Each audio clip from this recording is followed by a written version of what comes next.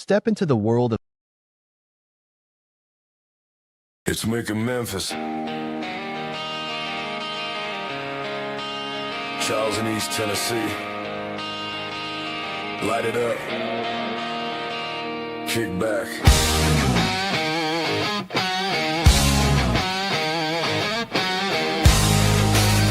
This is the real smoke podcast. 2 mics, 2 chairs, same sky, different air, long ash, slow burn. Every story takes a turn. Thursdays, 8 o'clock. Let the week just unlock. From the leaf to the glass, we're talking good times that last. This is real smoke, real smoke. Turn it up, let it roll. From Memphis down the river to the Knoxville hills, we know real people, real talk. Let the conversation flow. Every Thursday, light it. Listen. Welcome to the Real Smoke Show.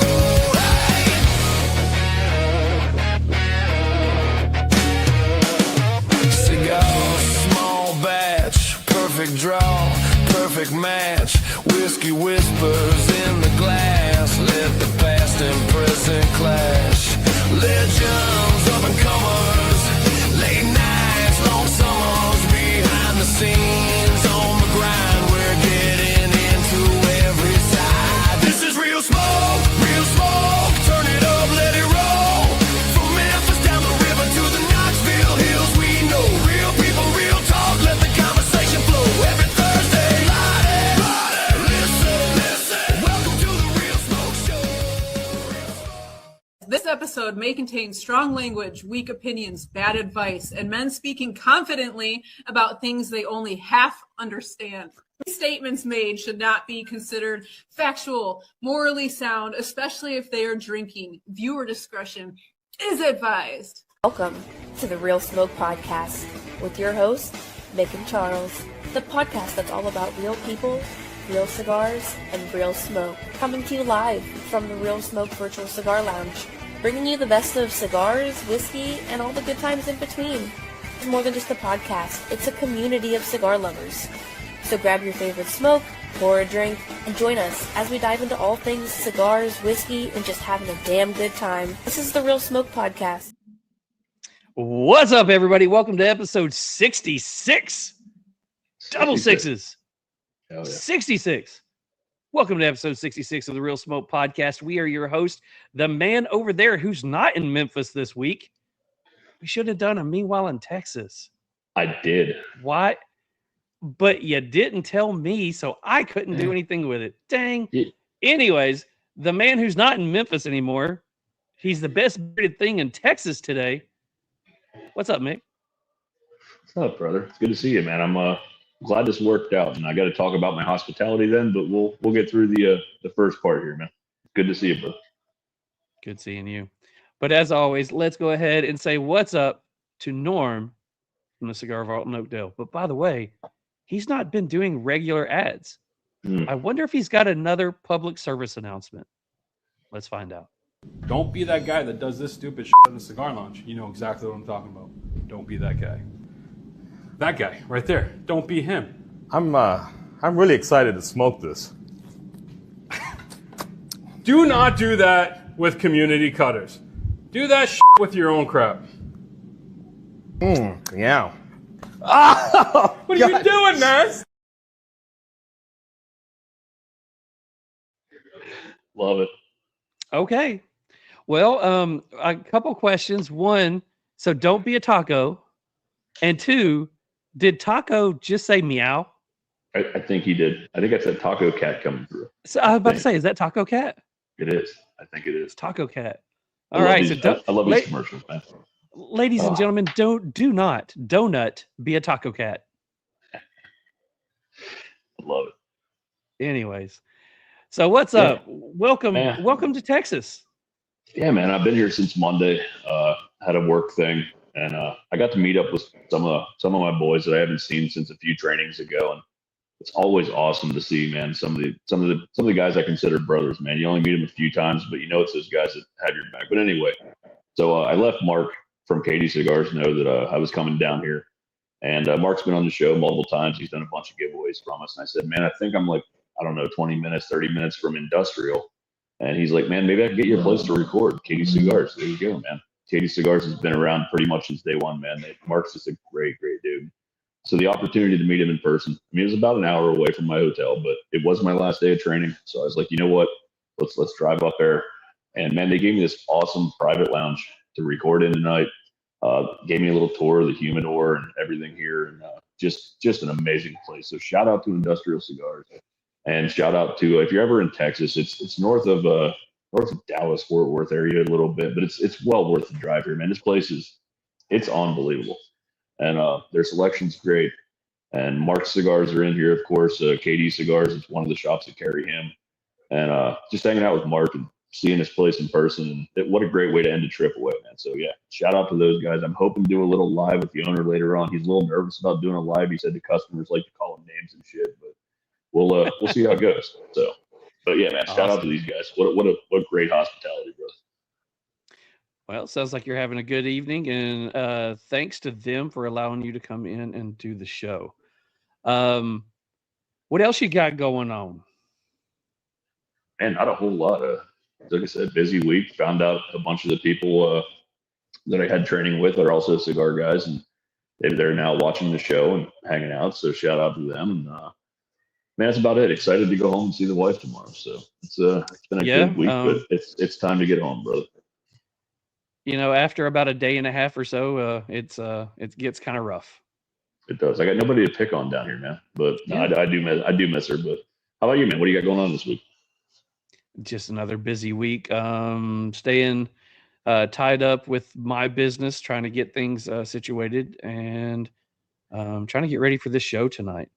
That's pretty much it. It literally revolves around work, club, show, family. Not all in that order, but it's every day is always that. So It is. I see you're wearing some Waffle House shirt. I've got the Liquid Death version shirt on tonight. So why don't you tell everybody where they can find that stuff? Yeah, I mean, the easiest way is to go to our Instagram and click on that link tree. There's all kinds of cool shit in that link tree, but the merch store, it says Real Smoke merch right on it. Some great stuff there. The retro, the Waffle House, the veterans. We got the Ed Skeen, of course. The Poppy. Everybody loves that one. The Fueled by Caffeine, Nicotine, Sarcasm. I'm on my phone tonight, guys. So if I can't read shit, I mean, it's not really. We'll blame him not being able to read shit on his phone. That's what we're going to blame it on. That, and he probably should have brought his glasses with him. Maybe. So I am getting that age. well, if you notice in our opening when we had our public service announcement from Cigar Vault, they also there was a thing on there, a way to save 10%. But if you want to be special and you want to save a little bit more, like around 15%, there is an absolute way that you can do that. How is that? How can they do that, Mick? Well, there's also a link on our link tree for our Patreon. There's other ways to find it, though. Just search us and you'll see us on Patreon. You can join for that price right there. Pretty much nothing per month. The Real Smoke Cut and Light crew, 15% off sticker pack, shout out on IG. You can get your name in the show credits. If you missed that, it's there every week. We like to thank the people that are helping us out. Members only Discord, ask questions to guests, and a sneak peek at upcoming guests. Well, if they're feeling extra generous, what can they do? For about the price of that Happy Meal at McDonald's, you can join the Real Smoke Inner Circle. Everything from that past one, including the 15%. Everything else, entered to win quarterly prize packs, ability to attend our monthly Zoom HERF, and ability to talk with and ask questions directly to the guests on Zoom HERF. So yeah, there's 2 pricing levels: simple, cheap, easy. Help us out a little bit. We give it all back to the show anyway. We get everything back in prizes. Keeping this thing going just on our end, but yeah, everything goes back 100% into the show, and 15%. If you buy a handful of cigars every month, you're going to get your money back from what you just spent. So it all pays off. So I'm super excited about tonight's guest. It's been a while since I've got to talk to him. I'm also extremely excited for next week. Next week, we start part 2. Last year, we decided that we were going to use March as Female Domination Month. And we looked everywhere trying to figure out some of the best leading, strong, hardworking females in whatever industry. And last year, we found some good ones. That's great. I think this year we found some good ones too. Check Super out this excited. lineup. Yeah, we just This announced it lineup right past week. here. Yeah, I mean, Amazing. this lineup right here, we're going to kick everything off next week with Sarah Rodriguez. Guys, we had her on for a brief bit of time when we had her and Ricky from West Tampa on. She dipped out a little early. She's coming back on. She's going to tell her story. We have Amanda Bryant. Amanda Bryant is she got started in moonshine, worked her way up to where she got to be such a strong presence in the moonshine community that she became a cast member on the show Moonshiners. And now she's opening up her own distillery, and I believe it's in Mick's home state. So Yeah, we'll I heard have her that. on week 2. We have Marianne Eves, the first female master distiller in the state of Kentucky. That's just one of her little accolades that she has. And then those of you in the cigar industry, you all know her. We have Karen Berger on to close out our female domination month. So I think we got a solid lineup. I think they're going to be pretty big shows. I'm super excited about it. Charles did a hell of a job, man. He takes this one to heart and always takes the lead on this one. And a hell of a job, man. Every person that you got, I'm like, wow, just an amazing month. The only one I can take a little credit for was Sarah, because I think I could tell she was ready for bed that night. So I kind of jumped in on that one. But the other 3, man, dude, amazing stories behind all of them. I can't wait to have them tell their story on our platform. It's going to be what a month, man. It's going to be awesome. I will say, just from the views, the comments, and things on the post that you did as the teaser, it's not like, oh, I'm so excited for this one person. You've got fans from every one of them coming out saying, I can't wait for this date. I can't wait for this I was going to say person. that. Yeah. I mean, I think we have a solid lineup next month, and I can't wait to jump into it. So I hope everybody is excited. Yeah. In like 5 days. So yeah. I hope everybody else is as excited as we are, and I'm already working on next year's. I've got a list of a group of people that I want to start inviting, and instead of waiting, I'm going to go ahead and start talking to people here in the next few months and see if they're interested in the process. That way, at least there's a chat communication going on, because I got some good ideas for year 3. So. hell yeah. I guess the last little thing I want to talk about on here is the people that I think we forgot last time, and I'm sorry for that one. But it is Smoky and Cigar of the Month Club. For that price up there, you will be able to get 5 exciting cigars every month. Go check them out. If you go check them out, use code RSNEW, and you're going to get a perfect cutter as well as a smoke and torch lighter. So go check them out. I know we have been enjoying their cigars for the last few months. Every box has been a decent, if not a fantastic box. There hasn't been a box that I've been disappointed with. And I will say that's very rare that we've gone this long through a bunch of boxes and I haven't been disappointed with a box yet. So I'm super excited about that. Absolutely. They surprise us every month, and there's always something in there that you'll enjoy. And it's a great price. You can't beat it. Oh, yeah. So we do need to go ahead and talk about the cigar that we're smoking tonight. But before we do that one, tonight's cigar is brought to you by 13 Knives. Hey guys, this is Robert over at 13 Knives, and I'm visiting one of my Hey, this is Robert over at 13 Knives. I'm at my local B&M, smoking a fine cigar. I want to show you some things over here in their display rack. Oh, look at there. There's some badass bulldog cutters right there. All made in the United States of America with 1095 high carbon steel. And I don't know if you noticed, there's a few other things over there that I do. Some cigar holders. Those are all pretty badass. They're all for sale. Hit me up if you want to buy something. Go to my website. Go to my socials. Thank you for supporting me. Thank you for supporting Real Smoke Podcast. Go to your local brick and mortar. Go buy a cigar. Enjoy. Smoke what you want. Enjoy it. Peace out. Thank you, Robert, for all that one. I loved getting to see the cigars. I even said, wow. So, anyways. I love your editing, man. Just, it was so great. I swear I just heard a smoke detector go off. Who knows? Anyways. Yeah. Tonight's cigar. Let's talk about that one. What do we got? Yeah, tonight we got the Traficante Cigar Company, El Paso.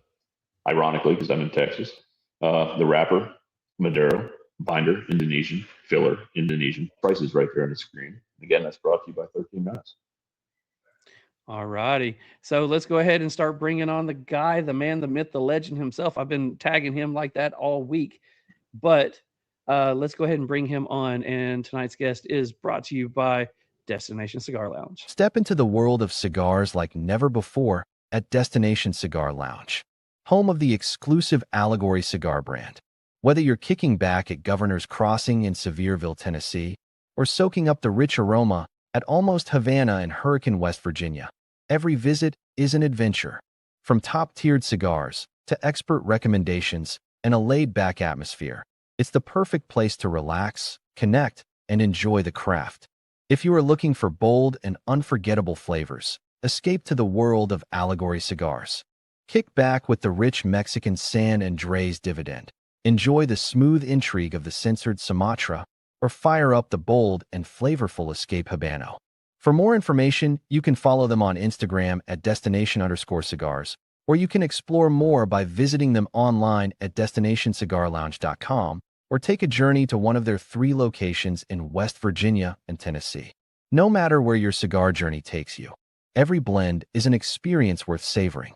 Where the road ends, the perfect smoke begins at Destination Cigar Lounge. And huge thanks to Destination Cigar Lounge for being one of those people who keep us going week in and week out.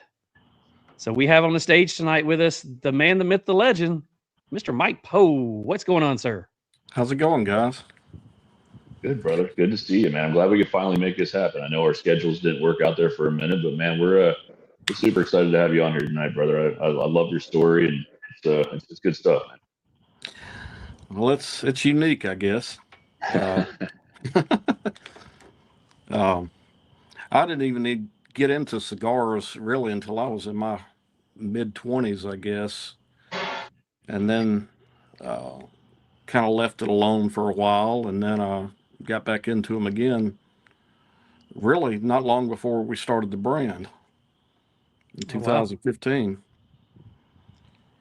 So before we get into how you got into cigars, and it's funny, we tend to have a lot of people on that when they talk about their first cigar, it was you listen to typical cigar podcasts and it's like, well, my father, grandfather, and his father were all cigar rollers and things. So we're on a run of people who, started in this industry kind of later in life. So yeah, we're going to get into that here in a second. So,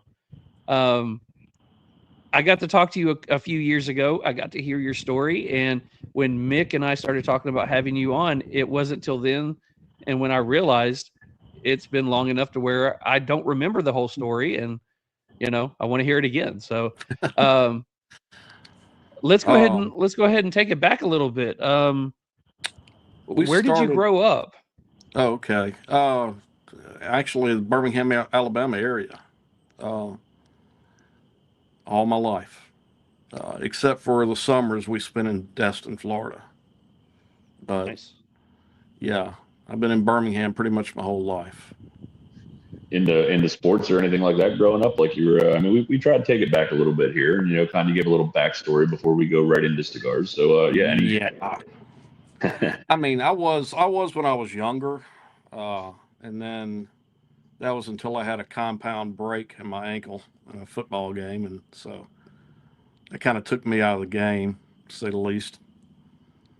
Ever since then, nah, not really. That was in my high school years. So what kind of things were you into growing up? Whether it was like your late teens, early 20s, what were the things that you were into? Motorcycles and guns. Nice. What was your favorite gun that you liked, and what was your favorite motorcycle that you was on? God, I've actually been riding since I was 5 years old. I actually stopped a couple of years ago. I got rid of both my bikes, but Harleys, I've had them off and on for years. Had a couple of guys that I've rode with on a regular basis that were like brothers to me, and quite honestly, I lost both of them, and that kind of took me out of it. I didn't want to do it anymore. And as far as I'll tell you that will do it to you, man. I actually rode quite a bit myself, and young and dumb, I had a crotch rocket. And the older I got, I wanted to go slower and louder. But man, it doesn't matter. The longer you ride, the more people you lose, and it can happen anytime. I know that it can happen to any of us. We all take chances every day getting out of bed, but at the same time, the more people around you and close friends, it scares the shit out of you, man. Both of these were losses on the job. One of them was suicide and one was homicide. So it took a lot out of me, and I wound up selling them both within 2 days. So after I'd sat and thought about it for a while, but not to sound all depressing and everything, but I'm just we're talking. So Well, I will say that that's no easier. No. Wow. It's been a year since I've rode my bike. I didn't ride it any this past year, and it was basically because of something that I didn't see physically, but happened around here that involved a motorcycle accident. It was like, the people around here just are stupid when they drive. And when I always said that if I got to the point to where I was, I felt uncomfortable riding, I wasn't going to ride. So that turned out into being an entire season last summer of just not riding. So that sucks. Do you still have it? I do. It's actually parked right behind me. Okay. Rob the Cigar Czar says, ask him about racing cars. Oh, Lord. So Rob and I grew up in the same era in Birmingham. He's actually wasn't that far from me and hung out in the same area. And what he's getting at, we used to race up and down this area called it's in area called Center Point, up and down Center Point Parkway, and that's one of the many times I should have been dead, I guess, in life. One of the many times I've escaped death. We would people. It was crazy. It was I would get out there and. I had a Z28 that I had all souped up, modded, and I got out there and acted stupid quite a bit. And me and him never ran into each other. But we've become friends a couple of years back and talked about it, but we never ran into each other at the time. Yeah, Rob's talked about you multiple times, man, and said, when are you getting him on the show? I'm like, man, we're working on it. Just the schedules didn't quite line up to start with. But Rob's asking about you probably more than anybody. He wanted to have you on, man. So I'm sure he'll be throwing some hot ones at you here throughout the night. Yeah. It's I've led a busy life, especially again over the last year. So things have changed, and I've gone back to work in some aspects, and so it's my time's limited these days, very limited, unfortunately. I'd like to be at home a lot more than I am. I'll say that. But so Charles, you mentioned guns. My favorite of all time, the first gun I've ever had. Well, first gun I ever had was a 410 shotgun. First pistol I ever had when I was 16 years old, and I've had them ever since. 1911 models. Nice. I have. I'll just say it like it is. I'm a 1911 whore. I have been for as long as I can remember. They're a little too heavy to carry these days. The older I get, I try to shed a little bit of that weight, but that's my favorite of all time, I guess. So what make do you like? My go-to. I have shot some really expensive ones. Mm-hmm. I've also shot some really budget-friendly ones, And I bought one of the budget friendly ones for my son to start learning on years ago. Mm-hmm. And that was the first thing that he had ever shot other than just a Glock 9mm. And he put a round through, and the look on his face was like, oh my God, what did I just do? And then he loved it. My all-time favorite that I've carried for years, carried on 2 different SWAT teams, Les Bayer, and the one I'm talking about is a Thunder Ranch Special. It's no longer made. I used to call it Trusty Rusty because it had the blued finish, and it didn't hold up very well in the weather. I'll just say it like that.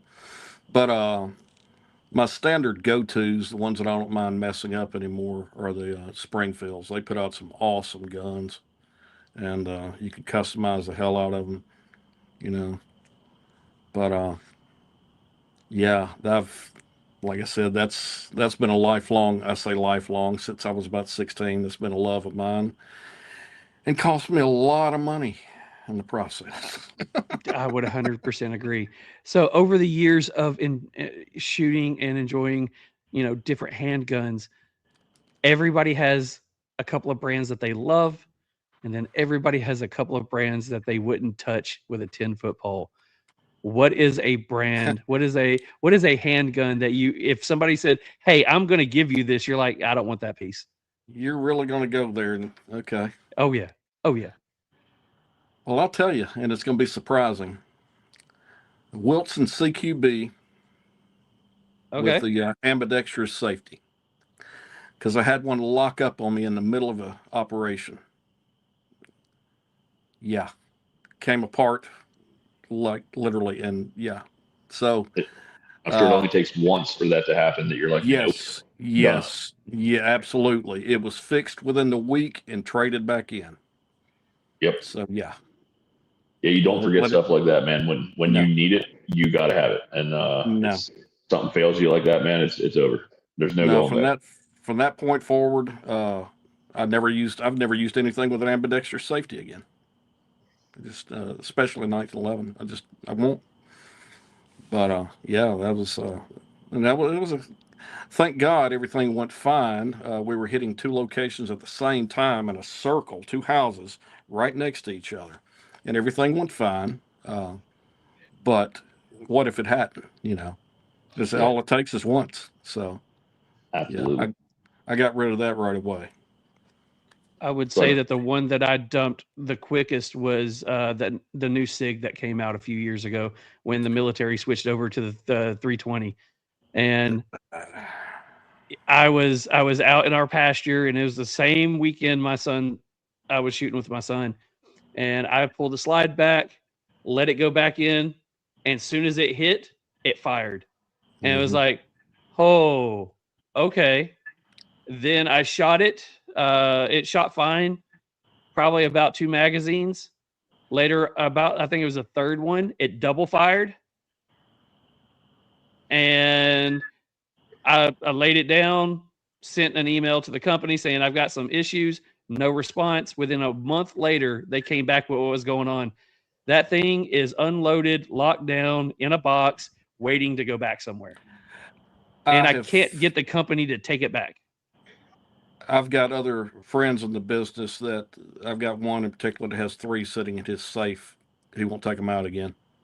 I won't. No, this one will not leave the box. The box has a lock on it. It will not leave the box. Wow. So I guess before we get too far into that part of your life and when you come into the brand, I guess, did you get out of high school and go to any kind of college, or did you what came next, man? You're going to find this strange. My first job out of high school was a funeral director. That's what I did not see that coming. Okay. Yeah. I started going to school at Jeff State College, got a job with the Jefferson Memorial Funeral Home off of Highway 11 over there in a Trussville area, Birmingham metro area. Yeah, that's what I got into right after high school. I was always interested I just got to ask why. Yeah, me too. I mean, how did the interest go? I mean, or the interest into that profession go? Because I can't I mean, explain that. there's somebody I don't who know. likes everything. I'm just interested why. I guess I'm just a morbid motherfucker. I don't know. I love it. I don't really know. I mean, you know, it seemed to be something that paid fairly well, and I just had a little bit of interest in it. Not only that, I mean, quite honestly, you know, how much easier could it get? I thought than dealing with, you know, the deceased. Yeah. I They're thought, not you know, talking back. They're not giving you I mean, shit. you know, You're getting I paid. thought I thought this is, you know, it's a quiet place to work most of the time, and but I'll tell you what turned me off on that. And Rob may remember. Me and him have never talked about this, but he may remember the situation.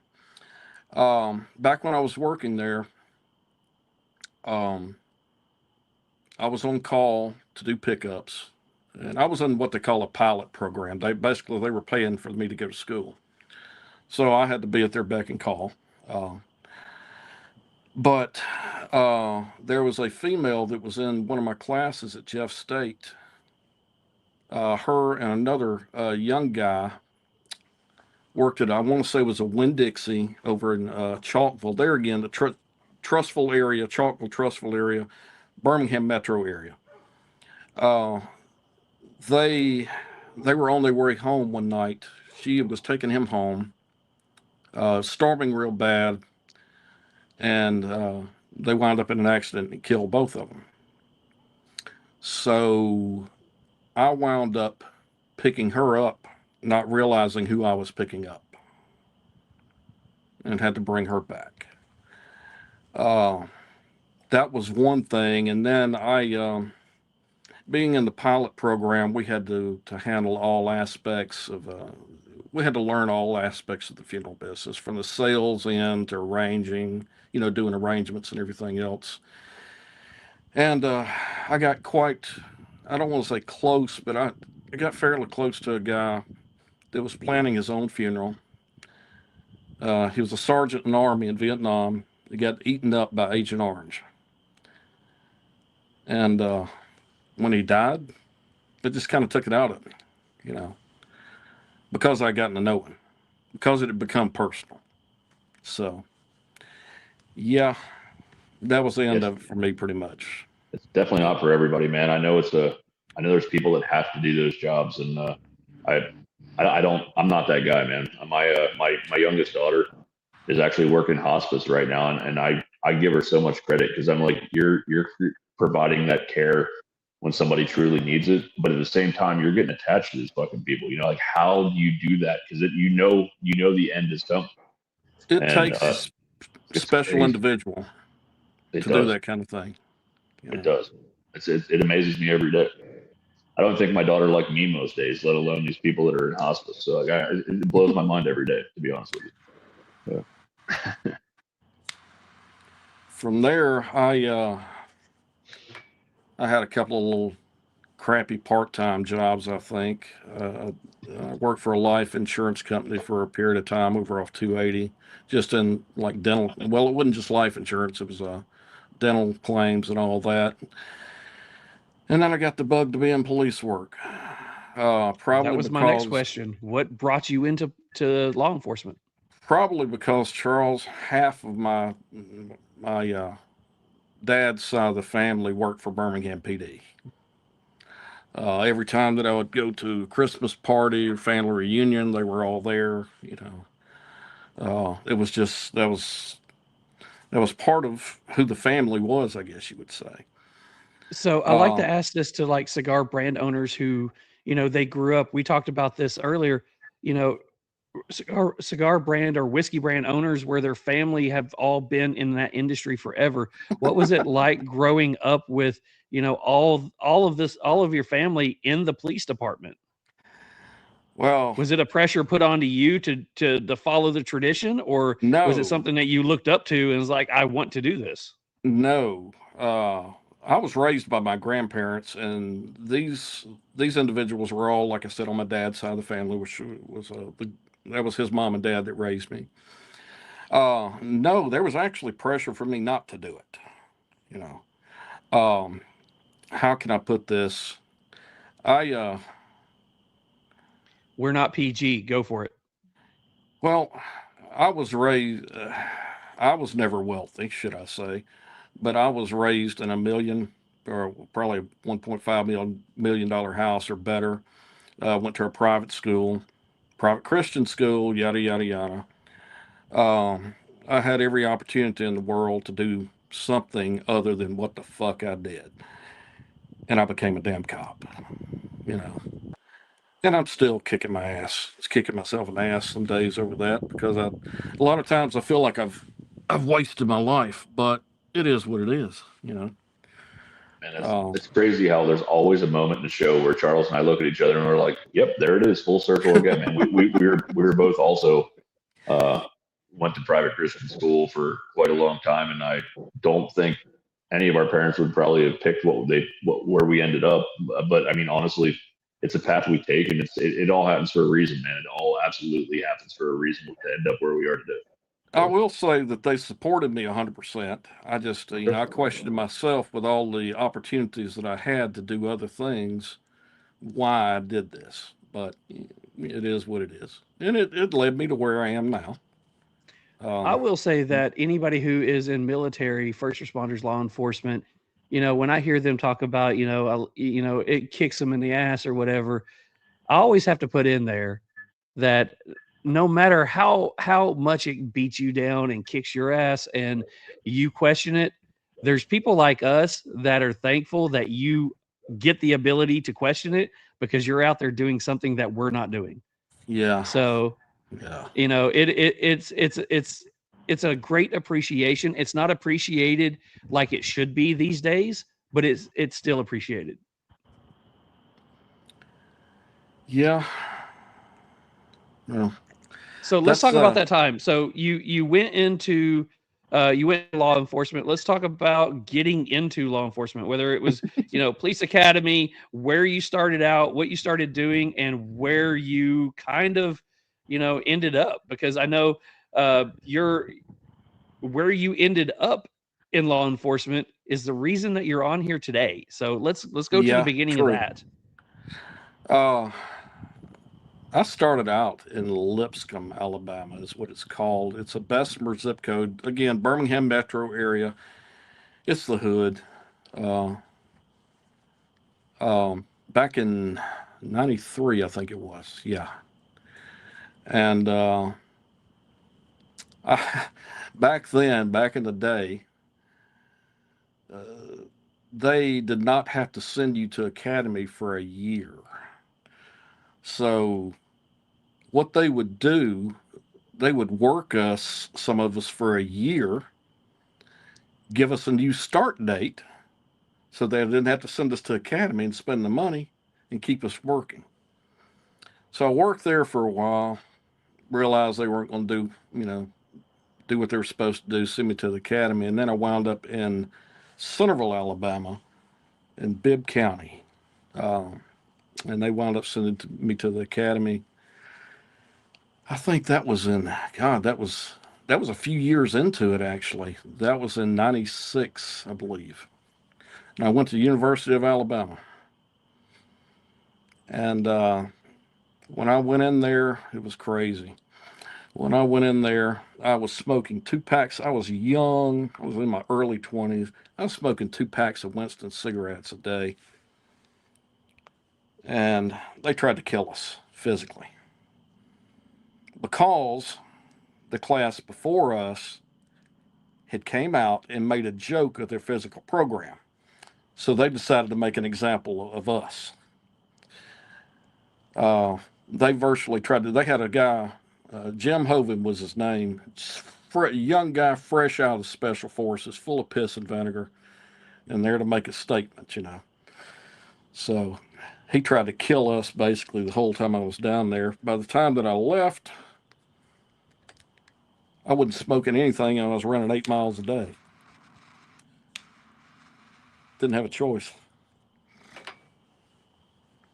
So you weren't going to let them beat you down. You ended up taking control of it. No. There is no quit. Man, I don't have any quit in me hardly. You know, we all have our ups and downs, but I don't quit anything. You know. Hell yeah. Man, I love working out and exercising and getting some good walks in and some good time in the gym. But man, I fucking hate running. I hate Mick, running, man. That's impressive. This is my exercise these days, Mick. Ain't nothing wrong with better. that. I should do better, but I just try to offset all the bad shit that I do recently. I just got back in the gym, and it's a journey, man. But it's definitely it makes me feel better about when I'm not taking care of myself, I guess. So right, it's good. So Mick, I'm going to say this, and it's because of you. I spend a lot of my time doing paperwork. It's a lot of planning, a lot of stuff behind a computer. So I last week, after you talked again about, going into the gym and doing all this, the next day I ended up buying a treadmill and a stand to put my computer on. So I can actually start getting behind that again. So getting those steps in, getting back to being a little more active. I know my profession requires me to be active, but where I've stepped back to more managerial, that kind of gets to you a little bit. So we're going to be ready for our next Earth, man. We'll both be ready to wear Speedos too. It'll be great. No, wow. Yeah, no. No, just kidding. No. Yeah, maybe. So in law, you ended up going to the academy after already being on the job for a couple of years. Yeah. After the academy, let's go into, how you got into kind of what you're doing now. What was the different steps that you took, and what was the different jobs that you had? Well, I decided early on that I wanted to do a lot more than write tickets and answer shitty calls. I did my share of that, like any cop does. But that didn't, come close to satisfying what I wanted to do, or what I thought I wanted to do. So I moved to a couple of other larger departments as I moved along. And where I really started to grow, I guess you would say, is when I went to work for the Chilton County Sheriff's Office in central Alabama, just north of Montgomery, because they were, even on patrol, all we did, if we weren't answering calls, checking occasional businesses out in the county, which was 625 square miles, we were doing interdiction. And and the sheriff down there loved him to death. He believed in training, and he sent us. A lot of us practically lived down at RCTA, Regional Counter Drug Training Academy in Meridian, Mississippi. Mick may know about that. I don't know. Yeah, I know where it's at. Yep. We were down there on a regular basis. Sometimes I would literally be down there for a week, come home for 2 days on the weekend, and be back down there the following week for another course. He believed in having the highest trained people in the state. There are other departments that claim they train their people. Now, I got 460 hours of training my first year there. So, and still worked full time. So it was a lot, but I loved it. I loved it. 10 weeks of training, man. That's insane. In a year, plus working a full-time job. That's crazy, bro. Man. Yeah, it was. We wore out the road, the road coming back and forth down there. It was great. It was a great experience because they had people from all over the country. RCTA would basically choose the best instructors with legit experience in narcotics and everything from all over the country. They didn't half-ass anything, So it was a great experience, and I love. They've always had a great name on the training side, man. Everything they've always held that standard for sure. And we would actually, when I was at Chilton County, we would on SWAT, we would use the site I remember one time we were down there. It was during the freaking winter. We were training with one of the state teams. I don't remember if it was team 1 or team. I think it was team 2. 14 damn degrees, and we're at what they call Mount City or whatever. That was insane. But like I said, looking back, it was some great times, really. And I guess the brotherhoods that are built in trainings, man, is something special. That's what I was talking about this week I had out here, man. It's just crazy how some guys you don't see them often, maybe as you should, but those trainings are people that you will carry that bond with the rest of your life, for sure. I made friendships. The thing is, as you probably well know, Mick, they had people from all over the country come to train there. Mm-hmm. I trained with guys from Bradley County, Tennessee, all over Louisiana, just everywhere. Texas. Yeah, that's like this week, man. The one dude I have here tonight at the lounge with me, he's from California. I haven't seen him for like 2 years, but it's like we were never apart, and we've hung out all week, and it's just right. It's amazing to see some of these guys, man. I got another dude that used to work under me that's now above me, like promoted through pretty quick, and man, these guys are just unbelievable, man. And we see each other not often enough, but man, those bonds that are built along the way is really what it's all about. It's kind of cool because we say it a lot. It's a lot of what we love about the cigar community too, man. You build these friendships and these bonds, which I'm sure you feel the same way. It's just, it's crazy how quickly you can connect with somebody when you're on that same level. I found my love of bourbon down there too. Okay. Yeah. So let's talk about that. What bourbon was you enjoying? Oh God. Whatever was available down there then. I can't remember, honestly. My current favorite, which is really just a standard, is Woodford Double Oaked. Very nice. Yeah, having a little bit of that tonight. But yeah, those were some good times. It seems like at this point, it seems like a lifetime ago. But I would say really, with a lot of the stuff that you got into afterwards, it probably does seem like a lifetime, because you're going through, after you're going through all this training. I mean, I'm listening to it, and you go from one department that kind of finds a way to sneak training out of your job to a department that is 100% in. We believe that our officers should be the best trained in the country. Well, the reason, I'm not going to mention his name here, although I love him to death, and he's like a dad to me. But the sheriff down there at the time, in any county setting, a lot of times the sheriff and the county commission is going to knock heads when it comes to funding. They're going to butt heads. The way he trained us, and it wasn't to go out and we didn't go out and harass people. We found the right ones, should I say. He funded my first year there. They bought, I think it was 10 fully outfitted Crown Victorias. Not a taxpayer dime spent, all drug money. All seizures. Wow.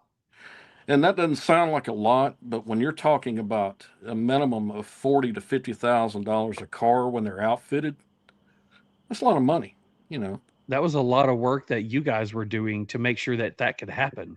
And that did not touch our drug fund. I mean, that was nothing. So, yeah, I loved it down there.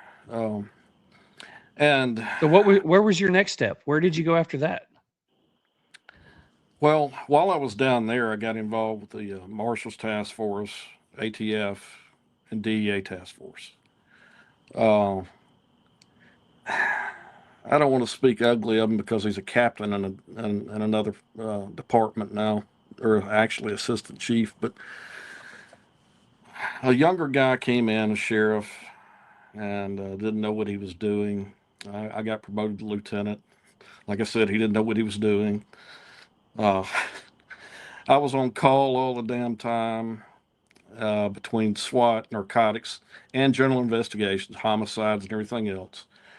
I was one of the dumbasses that made myself the go-to guy on evidence, homicides, drugs, the gamut, because I loved it, or I thought I did, until it starts running you in the ground. So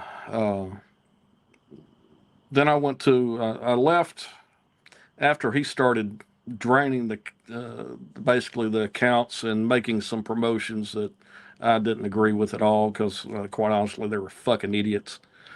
I moved north. I'm not going to mention the department I moved to, or that I retired from, because my son works for the fire department there now.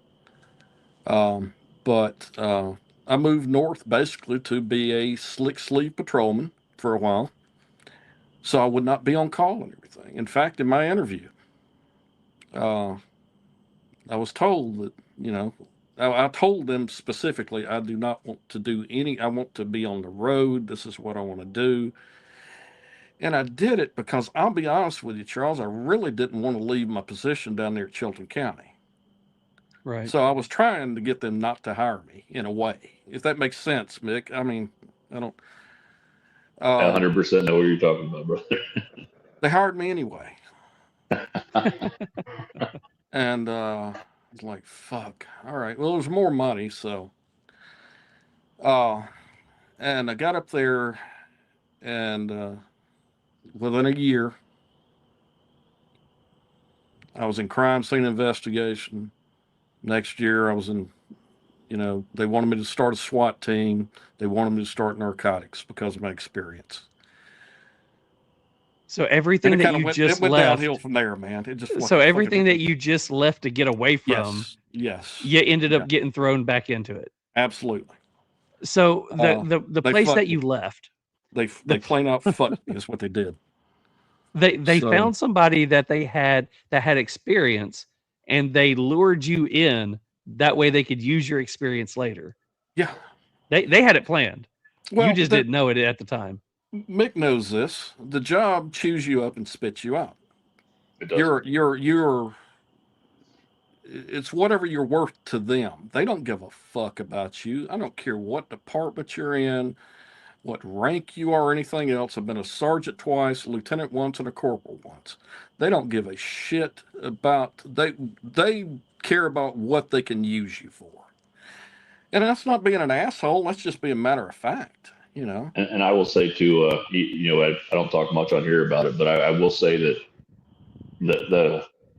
the crazy part is, I guess, is that people like us that care so much, it's hard to let something fail. I mean, and you will, no matter how pissed off you are at the situation, you're going to find a way to continue to make it work, because that's how we're built. My last 3 years, I was hanging on by a string every day.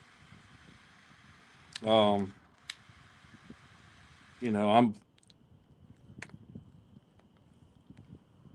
just say it like it was. When I worked for them, I was hanging on by a string for the last 3 years, because I was under so much intense pressure to get stuff done, and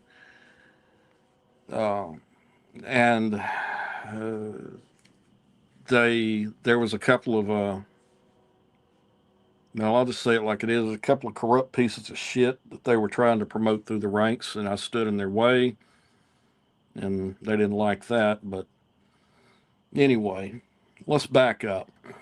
Okay, so I want to back up a little bit further. The place that you left to go here. Mm-hmm. So coming from somebody, listening to the story, you're somebody who believes in training. You're somebody who believes in standards, moral ethics, and the integrity of the job. So you're at this place. You have somebody who comes in as the sheriff. You don't agree with what's going on. With everything that you believe in and all the experience that you have, why didn't you put your hat in for sheriff? I'm not a politician, Charles. I'm an asshole. But that's what politics needs, is the non-politician asshole. Yeah. Well, my prior sheriff was that, the one that I said that I love so much, the one that brought me in down there. He was the shit. He came up through the ranks, kicking ass. Did you ever think about running for that position, or were you like, once this new guy gets in and you realize it's not working out, peace out, I'm leaving? I thought about it, and I realized that's just not my. Again, man, that's not my game. I'm the one out. I was the one out there in the trenches doing the job.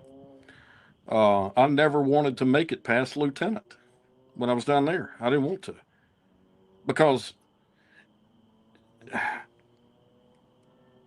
the higher up you get, the more bullshit you deal with, the more paperwork you deal with, the more politics you deal with.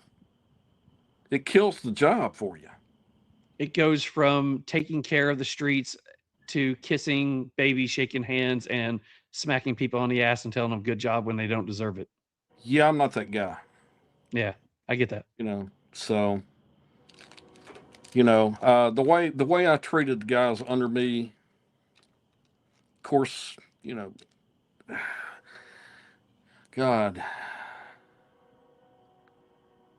there's a different breed out there now. I'll just say it like it is. And this actually started in the early 2000s. It didn't just start here in the past few years. A lot of these cops out there now, they were bullied in school and this and that, and they want the job for the authority, to be somebody. I was never that guy. I'll be straight up with you. I mean, the opportunity came along for me, and I was, God, 2 years, 3 years into it, I had a kid. So guess what? I couldn't fucking leave. I had to stick with it. I had a family, so I had to make it work. A lot of these people, like I said, a lot of and I may piss some people off, saying this, but I don't give a fuck. We don't have there's not much of an employment pool anymore. It hasn't been in years. And I'm not saying this about everybody. There's a lot of good guys out there and girls, they're good at the job. So true, bro. So true. But largely, it's a cesspool. It's a fucking cesspool, because I dealt with it. I was on the hiring board several times. I dealt with it. I shot people down. We had one guy that came in from a previous department, and a local department, thought he was a fucking SWAT god and everything else. The son of a bitch came in high to the fucking board interview. I mean, and I'm thinking, no wonder you got fired from your last fucking job, you piece of shit, Man, I don't know if y'all have a bleep button on here, but you may want to start using it. We don't need it. I'm usually the worst. We're good. I'm usually the worst. You're great. But no, I'm again not going to go deep with this, man. But you could not be more right. It's even to this day, man. Like boards that used to have 20 to 30 qualified candidates on, you really had to make a tough decision. Yeah. Now I have one or two of unqualified people that you're trying to make work, and it's super tough. People don't want those fucking jobs, man. That is, yeah, you're right, and that's extremely unfortunate. It is. Painful, man. It's painful. Birmingham PD, and I don't care if I piss somebody off up there. It is what it is. They have filled their ranks at this point, supposedly. After many years being low staff, they filled their ranks. Well, they did it the same way they did. I already know this. They did the same way they did back when they filled them for the Olympics back in the day. They lowered their standards. When you lower your standards, that's the reason. I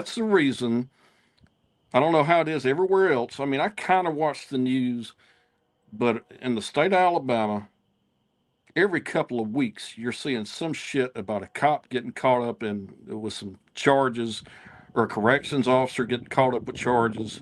When you relax your damn standards, that's what the fuck you're going to get, And then, unfortunately, what pisses me off about it is the public's left to deal with it when it comes to cops, See, what's funny is I deal with my day job is I work with kids, and I work with a lot of or young teens or young adults. And we do a leadership program, and our theme for the year is raise your standards. And the kind of starting off the year started talking about how the country as a whole has lowered their standards for people to be better, when lowering your standards just makes people mediocrity. And our whole Complacent. theme, complacent. Our whole theme for these young adults is, in every aspect of your life, look deep, research what you're doing, and learn how to raise your standards this year. Yeah. Because what we're doing isn't working. So And it never will. And and that's it. It's starting, like you said, the younger group that's out there now. It's starting. It's continuing with the kids that we have now. If we don't teach them that they need to raise their standards, whether it's in education, whether it's in, believe it or not, hygiene. Look at the way kids dress and look today. I mean, whether it's in their vocabulary. We as a group need to raise our standards, and you're seeing that in every aspect. My wife works for the Postal Service. She runs. Easy on the vocabulary there, buddy. Easy on the vocabulary. I can't speak. So anyway, she's a postmaster, and that's one thing that she's talking is she used to be able to get a lot of people to apply for jobs that were qualified. She can't find anybody who's qualified. Yeah. So let's go very ahead. Much that way with law enforcement. It has been for a while. Yeah. It's that way with law enforcement, military, everything. Once they started relaxing the standards, I mean, we get to where we're at now. You get what you get. Yep. Yeah. So let's go into the brand. I'm not necessarily talking about the brand itself, but your life in law enforcement brought you into starting this brand. So what was you doing when the idea came about to start a cigar brand? Working narcotics. 2015, I was sergeant over narcotics, and we were going. I was looking at a specific group of individuals, I'll say, in the Birmingham area. They were related to a larger group, cartel, and that's how it started. It actually started with $500 and 2 blends. That's how we got started, and it started as a front, Well, that's what I was about to ask. Why did you come up? Why did you have the idea? I mean, you're working in narcotics for against. I was going to say for a cartel, but against a cartel. Why did you think, let's do cigars? Because of the branding. Okay, go more. Who do you think it draws? I mean, Charles, if you look at a lot of our... So if you go to a brand like this one, that brand right there is not going to draw the same clientele that one may draw. Starting out. Let me tell you a little funny story about that, and I know Rob's heard this, and other people have heard it. The El Paso, what you're smoking. Yes. So, going off the reservation here just a little bit for a minute. That is the most controversial cigar probably we put out so far. Bypassing the Hail Mary, with a nun with a pierced tit and everything else. That cigar that you're smoking, that was one of the first ones we sent out to, when we first got, this is before we had an internet presence, really. We sent it out to puff.com and a couple other guys on there, forums that I was on. Just samples, free samples. And the guy, I can't remember his name, or I'd call it because I don't give a fuck. I think it was Gary something. Puff.com, he was running the forum at the time. Old Navy guy. When he got the samples, he sent some fucking nasty emails talking about how sacrilegious it was and just raising utter hell. And you know what I did? Ordered 5,000 more fucking bands because nobody's going to tell me what the fuck to do. And I thought, well, if this got this kind of reaction from him, then I'm on the right track. Fuck him, Bro, I gotta tell you, I know you're kind of on a timeline tonight, and I'm kind of on a timeline tonight. But dude, this show could go fucking 3-4 hours, man, because we have a lot in common, and I have so many questions. But we'll keep it rolling, man. But yeah, that's amazing. So, I heard you started out with just like 2 blends and a few $100 and kind of just trying it out, just doing your own thing, and it turned into kind of like this cult following, correct? I mean, it just turned into something that you couldn't keep up with initially. Yeah, it blew up. In fact, the first Sinaloa, the first 2 cigars we had, and it's I'll throw this out there too, again, because some people say I'm an asshole. The very first cigar was the Escobar cigar, and it's funny how Escobar cigars, as soon as they came up, they blocked our account.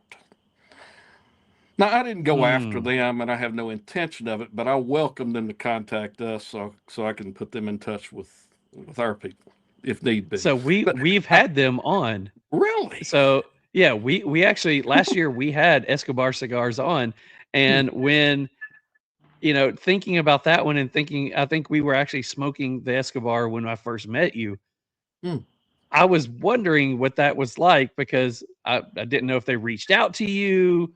Or if no, I'm not that type of asshole unless somebody wants to be an asshole. So it hasn't affected us one way or another. It really hasn't.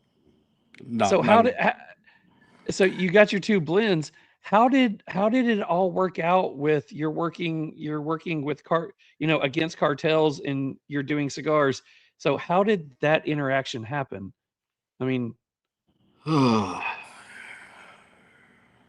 You're getting into questionable territory. You're getting into questionable territory here, Charles.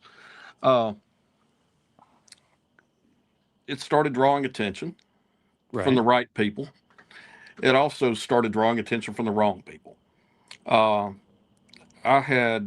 We had multiple from all over the Southeast, none from the northern states that I can recall, but all over the Southeast. We probably had, I would say, up to 5 narcotics detectives start following us on Instagram, and not knowing who you are. Yeah, or knowing who you are. No, not knowing who we were. Okay. And I could read people right away. I mean, that's my job, or was my job, should I say? I can read people pretty quickly, and I'd contact them. I'd hit them up straight away, and like, look, you're pissing in the wind here. If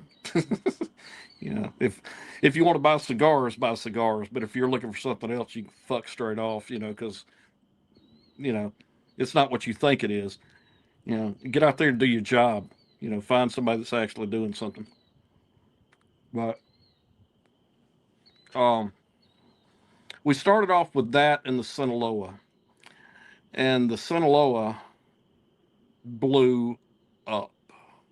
I actually smoked my last one of those and posted it on IG a few days ago. The original blend. The original blend, we sold so many of those that we ran out within 1.5 years, I want to say, maybe 2 years. My memory's 56 years old. I'm not going to say my memory's shit, but it's questionable sometimes. But we blew it out of the water. And in doing that, being small batch, we ran out of a couple of blend components. So you got the 1 and the 2, and now we're on the 3rd rendition that we've been on for several years now. And so I don't know. There was a lot of people that had the first one, the original, but I don't know how many of them still exist. One of the guys, longtime customer, and I'll say friend, he sent me photos earlier of his old stash. And I was like, hell yeah, that's when we went from the original sticky band, as I'll call it, to the tags, and it was the same blend, but he still got some of them. You are leading me in, and I know it's maybe a little out of order, but what made you make the decision for that? Because Charles and I both love good artwork, man, on bands. I mean, obviously, as a cigar lover, it's something you look at, man, and it does stand out.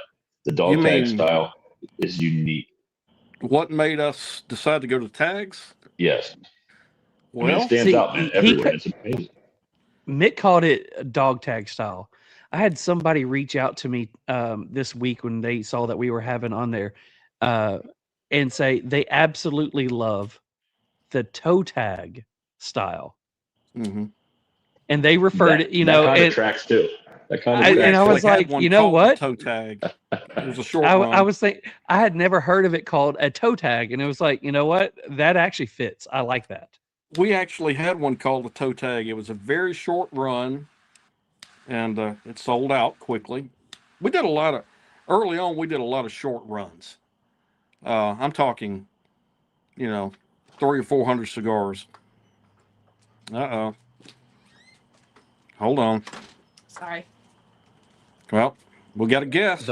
The boss is here. But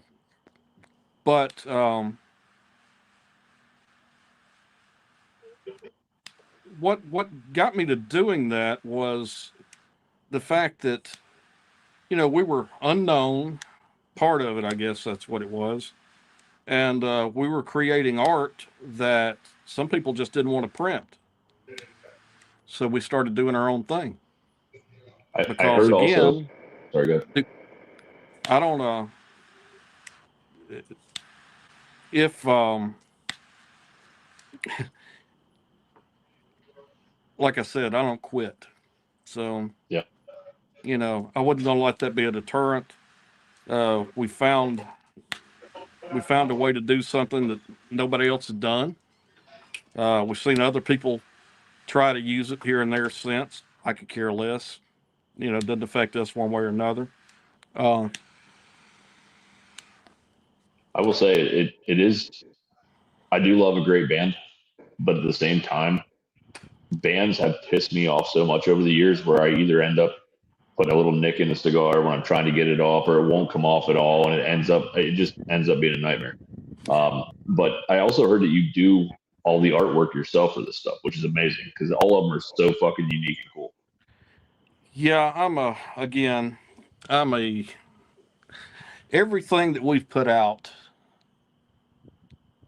and I guess that's one thing that may be a little unique. Everything we put out is something to do with a part of my life. Whether it be the music I've listened to through the years, rap music and everything included. When you work in the hood, that's what you listen to, Mick. That's because it's part of you. That was on my question list as well, man, because I was a little surprised. I was like, is that music you actually listen to? Because I don't mind some good Biggie stuff, man, but I was kind of curious if that's something. Same here. I was going to go along the lines of, whether it is the El Paso or it is Biggie or whatever. You said that these bands are all about your life. So go into some of those. Go into some of the names of the cigars and the bands and how you came up with that, what it meant to you. Because I'm intrigued by this. You got to throw something specific out there because we've had many short runs, and that's hard. That's hard to just. Let's go El Paso. We got a lot out there now. We got a big portfolio. I love Jesus with Uzis. Oh yeah. So how did El Paso? How did this come about? And I'm going to follow it up with Dead Elvis because I've smoked that probably more than any of your cigars. So I would like to know the story of Dead Elvis. So whenever you get to it, great. Yeah, Dead Elvis, Biggie. Biggie was obviously because of the music and the influence, I guess you would say. I started listening to his shit as soon as it came out, years ago. El Paso, I'm trying to think of really, other than working, being on the task force and working cases out there and everything, I can't think specifically of why I came up with, with that display. I just know it pissed some people off and I went with it. Now, what was the other one you mentioned? Dead Elvis. Yeah, Dead Elvis. Dead Elvis. God, this is going to sound stupid, but it's true. So my wife and I, we were headed down to the beach, and actually it wasn't Elvis singing; it was Dwight Yoakam singing one of his songs. What was it? Suspicious Minds. Suspicious Minds, yeah. That shit came on the radio, and just something clicked. I actually pulled off the interstate. I was doing like 85. I pulled off the interstate. I was like, ooh, she said, what are you doing? I said, I got an idea. And I wrote it down. I put it in my little notes. That would be that would be a cool fucking name. The guy's dead. Everybody loves him.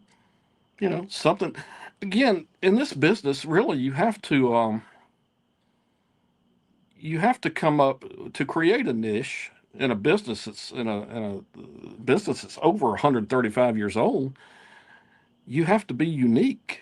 You have to do stuff that draws attention, and but you also, behind that, you have to have blends that keep attention. Right. You have to have the product to back it up. If you don't, you're gonna fall flat, which I've seen, and I'm not gloating when I say this. I've seen multiple brands come and go since we've been in it. We've been in it since 2015. And I really didn't put my foot to the gas until 2017 when I retired. But yeah, there's a lot that's come and gone. And I'm not downing those individuals at all. And I'll say this while I'm talking about this. People in cigars, to me, are an adventure. You need to try everything you can get your hands on. I've never tried to push people to, you need to just smoke ours. No, try them out if you want to. If you don't. But cigars are an adventure, and it's unfortunate that I've smoked a lot of brands myself that never made it to retail shelves anywhere. Yeah. Simply because of their lack of marketing, lack of branding, or anything else. But they were damn good cigars. So that's the reason I always tell people, smoke some of everything. Smoke anything you can get your hands on. And if you don't like it, don't smoke it again. We're That's blessed how on you're this going to show learn what 'cause you like. we get to smoke so many great cigars, and of course we have our favorites, man. But we get to smoke so many great cigars and meet so many great people on the show. It's such a blessing, man. But I was going to say too, real quick, before we venture away from it, just by happenstance, the Dead Elvis has become my pre-vacation cigar. So when we go to a all-inclusive, which we try to do every year or every other year with friends, we will sit out in the balcony or wherever in the smoking area at the hotel before we fly out the next morning. And the last 3 years, it has been a Dead Elvis.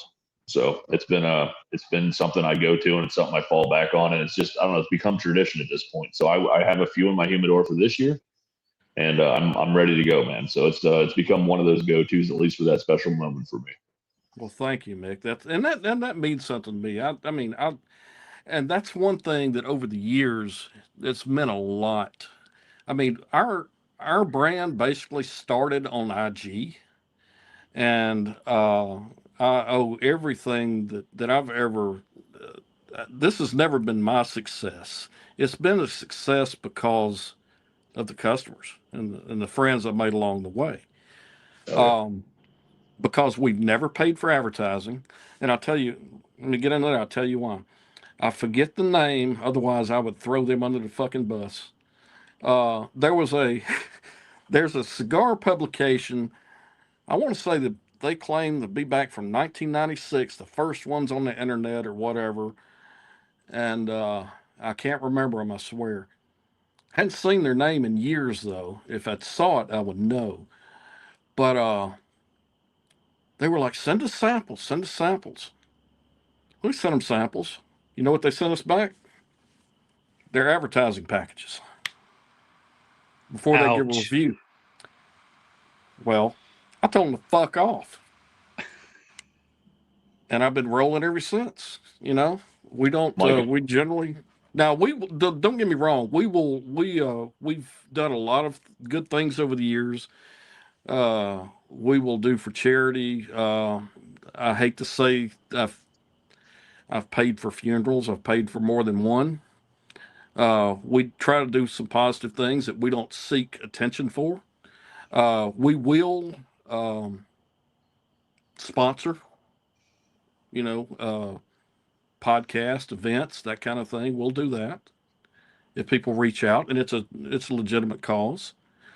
But we just advertising, we don't pay for it because I don't want. If we're selling shit cigars, I don't want.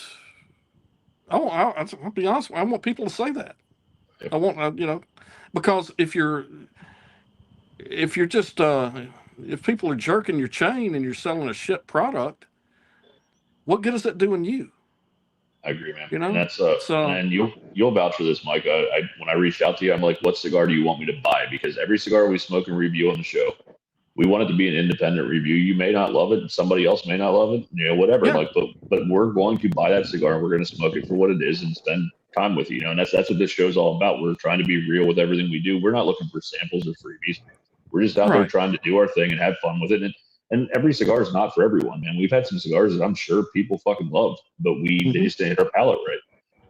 But there's other ones that we've absolutely fell in love with, and obviously the stories behind it, play a part in that. It's amazing meeting the people along the way, but we will continue to do that as long as this show is in existence, man. We're not here to get handouts, man. We want to have fun with it. We want to buy it. And that's where we're at. So I'm gonna say, I'll double off of what Mick just said. We 99.9% of the time don't ask for handouts unless we can't find something, but that's why we have a Patreon. So if you want to sign up with our Patreon, I'm just playing. So really quickly, before we jump into you retiring and why you retired and how this went from a brand that was kind of a work into an actual brand, I want to give you a couple of your cigar brands, and you don't have to go into real big detail, but give us some thought about why you came up with this brand. So the Hail Mary. I honestly can't recall. I know that was just my mind is a dark place, should I say? Okay. I really can't recall why we did that one specifically. I can tell you the name. As far as the artwork, I can't honestly remember why. That was one of our times early on where, all cigar brands, they can admit or deny, but all cigar brands, or most except the top two or three, which without mentioning names, you know who I'm talking about, the legacy brands. A lot of us go through ups and downs in the business. It's a roller coaster, man. It is. And that was a time when we weren't doing that well. That was, or I wanted to do better, and that was literally like a Hail Mary. That was our first suffused cigar. Okay. And we had never done anything like that. And again, it took off, So, but as far as the artwork, shit, I can't remember why I did that. All right, so where did Pepe's come from? It has a pizza on there. Pizza. Charles. That's a piece of pecan pie. Oh, okay. I'm sorry. I'm looking at it on my phone. I can barely see it. So okay, that makes more sense. That's it's so where did Pepe's come from? Just something we came up with. Another suffused cigar. It's a good early morning cigar with coffee or whatever. I guess you could say semi-sweet, but not a sweet tip. God, man, like I said, we've had so many short runs. Now that one's not a short run. It's been available on the regular now for a few years. I got a But, couple more just because I love the bands on them or the Okay. names. Cocaine Cowboy. Well, you've undoubtedly, if you know anything about the narcotics business at all or have an interest in that world, that's what they called a lot of the guys in Florida in the early days that were, doing the low flights, midnight. You call them cocaine cowboys, midnight express. Call them many things. Saltwater cowboys. Right. You know, that's just another one again that goes along with the brand and the stuff that I've been involved with and the stuff that's always interested me. And again, that one's been a mainstay for quite some time. It's crazy. I do things backwards. I do some crazy shit, I guess.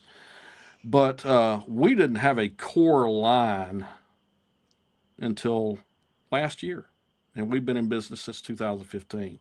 Our core wow. line is all Mascura. That's a higher price line.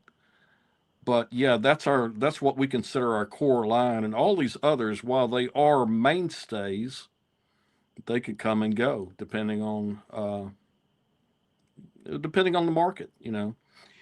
So there's so many more that I could ask about, but the last one's Black Betty. Mm-hmm. Because that's one you see that people post a lot online. That was what we named our SWAT van. So that's the name. And Nice. the artwork, you can take it however you want, Yep. But, yeah. So that leads us into the next part. Let's talk about, you use this as a cover to work narcotics. What leads you into going from this is going to be a work into this is going to be my new job? Complete honesty here. Okay. I was making more than the chief, the deputy chief, and my regular salary put together. Is that good enough answer? That's nice. That was the wake up call that and pulling up with the departmental politics, them bringing in people that should have been wearing handcuffs instead of a badge, honestly, and they knew this. So there's the transition. Yes, it was stepping off into the unknown in a way, but we had been running it for 2 years and been fairly successful, and but it was stepping off into the unknown, and it's scary. It was scary, Hell, it still is sometimes, I can say that we're still rolling along, still debt free, which I don't know. I mean, I hope everybody's that way running in this business, but that's one reason I can switch stuff up and kind of do what the hell I want to do, because I've always reinvested. I've continually reinvested back into the business. Oh, that's awesome. I guess I read somewhere that you've always had your own factory for these. You're not using someone else's factory. No. How did that come about? Because I know obviously it went from like the front to to actually owning the business to getting them put out. Like how did that actually come about? And when you were like, I'm buying a factory. Well, I'll tell you. So we were operating out of Miami for a short period of time early on, and then Tamboril. And the exact cigar you're smoking, exact blend. Now, these are never, tags are only applied when they reach us. They are not applied at the factory. 5,000 of these were stolen in Tamboril. Don't know what the fuck ever happened to them, never found out. But when that happened, we moved back out.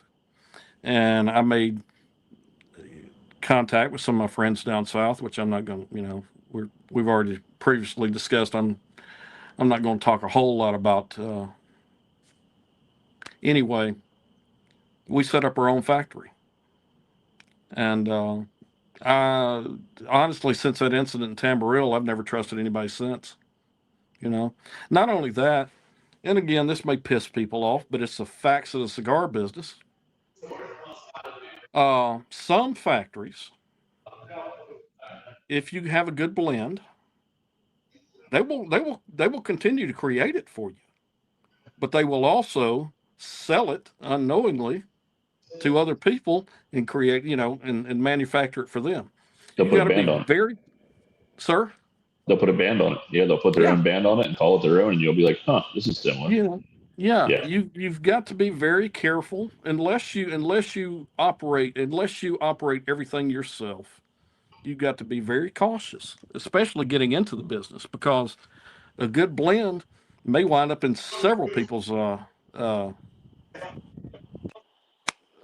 portfolio. Yeah, absolutely. No, that's amazing, man. That's the best quality control, because I also, I don't know where I read it, man, but you've always said quality over quantity. And it's pretty impressive, because I mean, everything you put out could be considered like an LE, and I guess kind of in some ways it is, but at the same time, it's something that you're putting your name on out of your factory, and that's the impressive part since day one. So yeah, and we don't. I mean, the fact is, the reason I finally changed it on Instagram to Micro Boutique, because I talked to several people, including some mutual friends of ours, and I'm not going to bring their names up right now, but and it was like, what you're doing is not boutique necessarily. It's like beyond that. And I'm like, yeah, because we only put out. I mean, we don't put out. We don't have cigars sitting in warehouses. We don't have that. That's not my thing. It never has been. Not knocking those who do. I've just never wanted to be at that level either, if that makes sense. To me, this has always been a personal endeavor, and it remains that way. And, I like to limit the retailers where we are. I like to attempt to build relationships, although some have fallen aside, I'll say, in the last several years because of my work. I don't have time to maintain contact like I should. And I have regrets. But I've never, the way I've looked at this, it was an accidental success to start with. This was never supposed to be. It was successful at what it was intended to be to begin with as a front, but it was never intended to be what it is now, what it's become over the last many years. I'm proud that it has. There's been many brands that when they talk about, such and such brand has a cult following, whatever, there's no better example of a brand that has a cult following than your brand. Because again, it was a brand that was never supposed to be a brand, but when you look at the people who are smoking it, they are die-hard fans who back you no matter what. Yeah. That's a pretty cool thing, just looking at it from, as somebody who is a fan, but looking at it from the outside and knowing that this was a brand that wasn't supposed to be, but now is, that's pretty crazy cool. Crazy shit, huh? Yeah, it is. It really is. At one point, of course, I don't equate. I mean, I appreciate the support we've had over the years. Most people, there's nobody I won't talk to if they hit us up, whether it be by email or on Instagram. When I can respond, I will. But it's crazy the support we've received over the years and the friends that I've made. People I consider friends, But yeah, and hell, at one time, in our first account, we were rocking and rolling, doing well as far as followers, which again, I don't take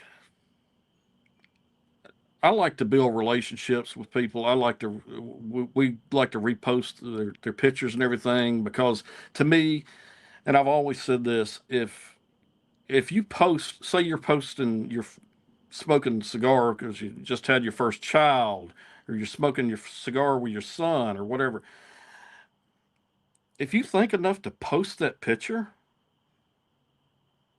that means something to me. And at least the very least we can do is try to repost it if we can keep up, you know? Um,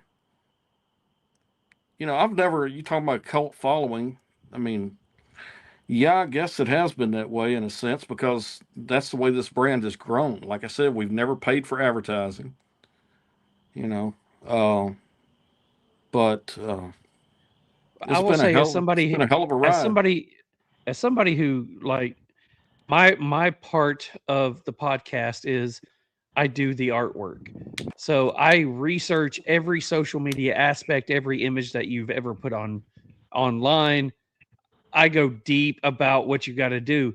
And when you go to other brands, it's the brand owner, brand owner, brand owner, brand owner. When you go to yours, yes, you've got people that you've shared that post the cigar. And I don't want to say it's a cartel lifestyle, because that's not what I'm trying to get at.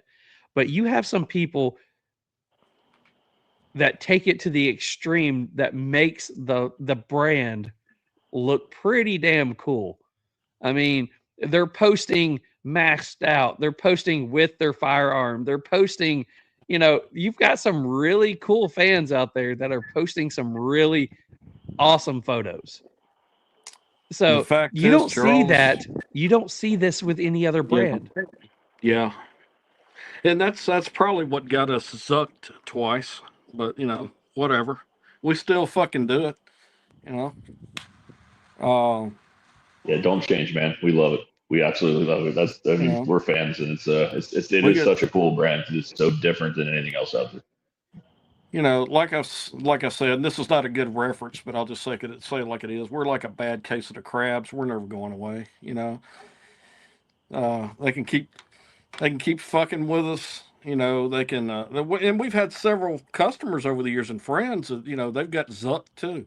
So be it, We'll start another account if it happens, what the fuck ever. Hey, we got that happened to us 12 months ago. I think it's 12 months ago this month. And we this might be completely the got anniversary. zapped. Yeah, I think this is probably around the anniversary. So we've had to come back from that as well. So one yeah, of our good we were at friends. Go ahead. we were at almost 5,000 followers, and we got completely ditched. And we're back up to where, we're trying to get to 7K now. So, I mean, it's one of those things where we did nothing wrong. There was nothing that we had on there. They just thought it was offensive. They wouldn't give us answers, and they apparently didn't like our guest that night. So it is what it is. But we recovered, and we're better than ever, and we learned lessons from it, and that's where we're at. So Charles, how do we want to wrap this little thing up here? What do you got? That's where I was going right now. So you're going away from, you just retired. It's going into where I first met you, which was a couple of years ago. You were talking about when I first met you that everything was done in your house. You were doing a lot of the, the artwork, the banding and all that stuff in your house. Where are you at now? You talked about over the last year, you just got your core line in there. So where are you out? Where are you at now with the brand? We're expanding. We just released the Delphine. First of all, the Mazatlan in January, and then the Delphine this month. Those have your standard bands, but if you look at the Delphine band, you'll see it's nothing standard. I don't know if you've even seen it yet. I have not. I'd like to get away from using the tags in a way. A lot of people like them. Some people don't. One thing we have done, and I'll tell you this, a problem we had early on when we started using the tags, we were using hemp string. Now we don't. We use elastic, so it's just easy to roll it over the top instead of untying one. But I know that you talked about what the last time we talked, you had actually considered taking all the tags off and going strictly to bands. yeah, but with the, I don't think people want us to do that. I don't want you to do that. I don't think people would be happy with that altogether. And I'll tell you why.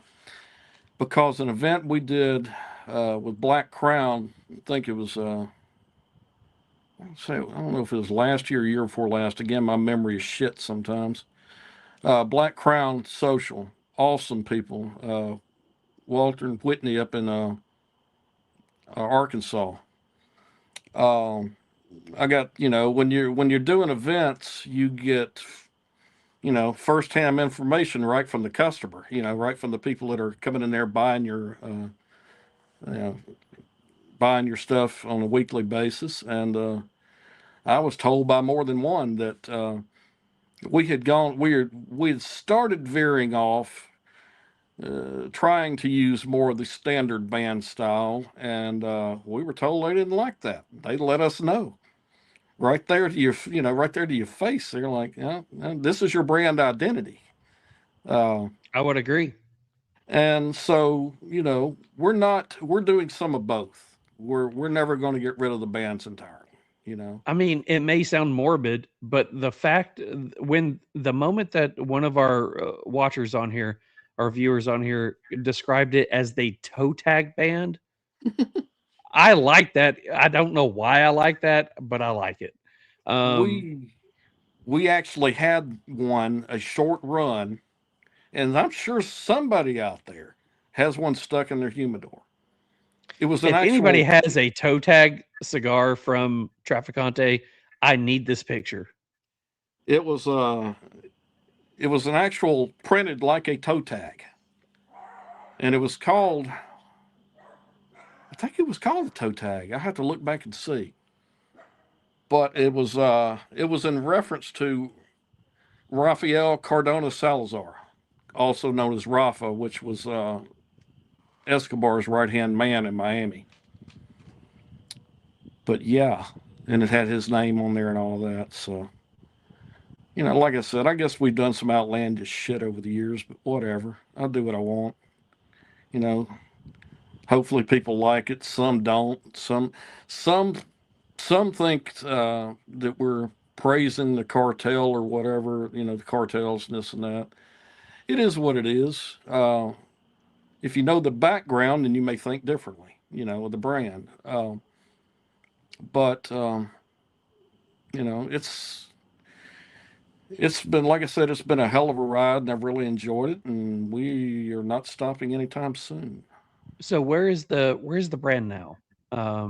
Are you still doing the banding in your garage? Do you still have people? Yeah. Didn't you say at one time when you first started you literally had people in your garage? No. I said we did all the art and everything is done in house. Okay. Yeah. No, we're not. I was trying to go back from when we talked originally. No.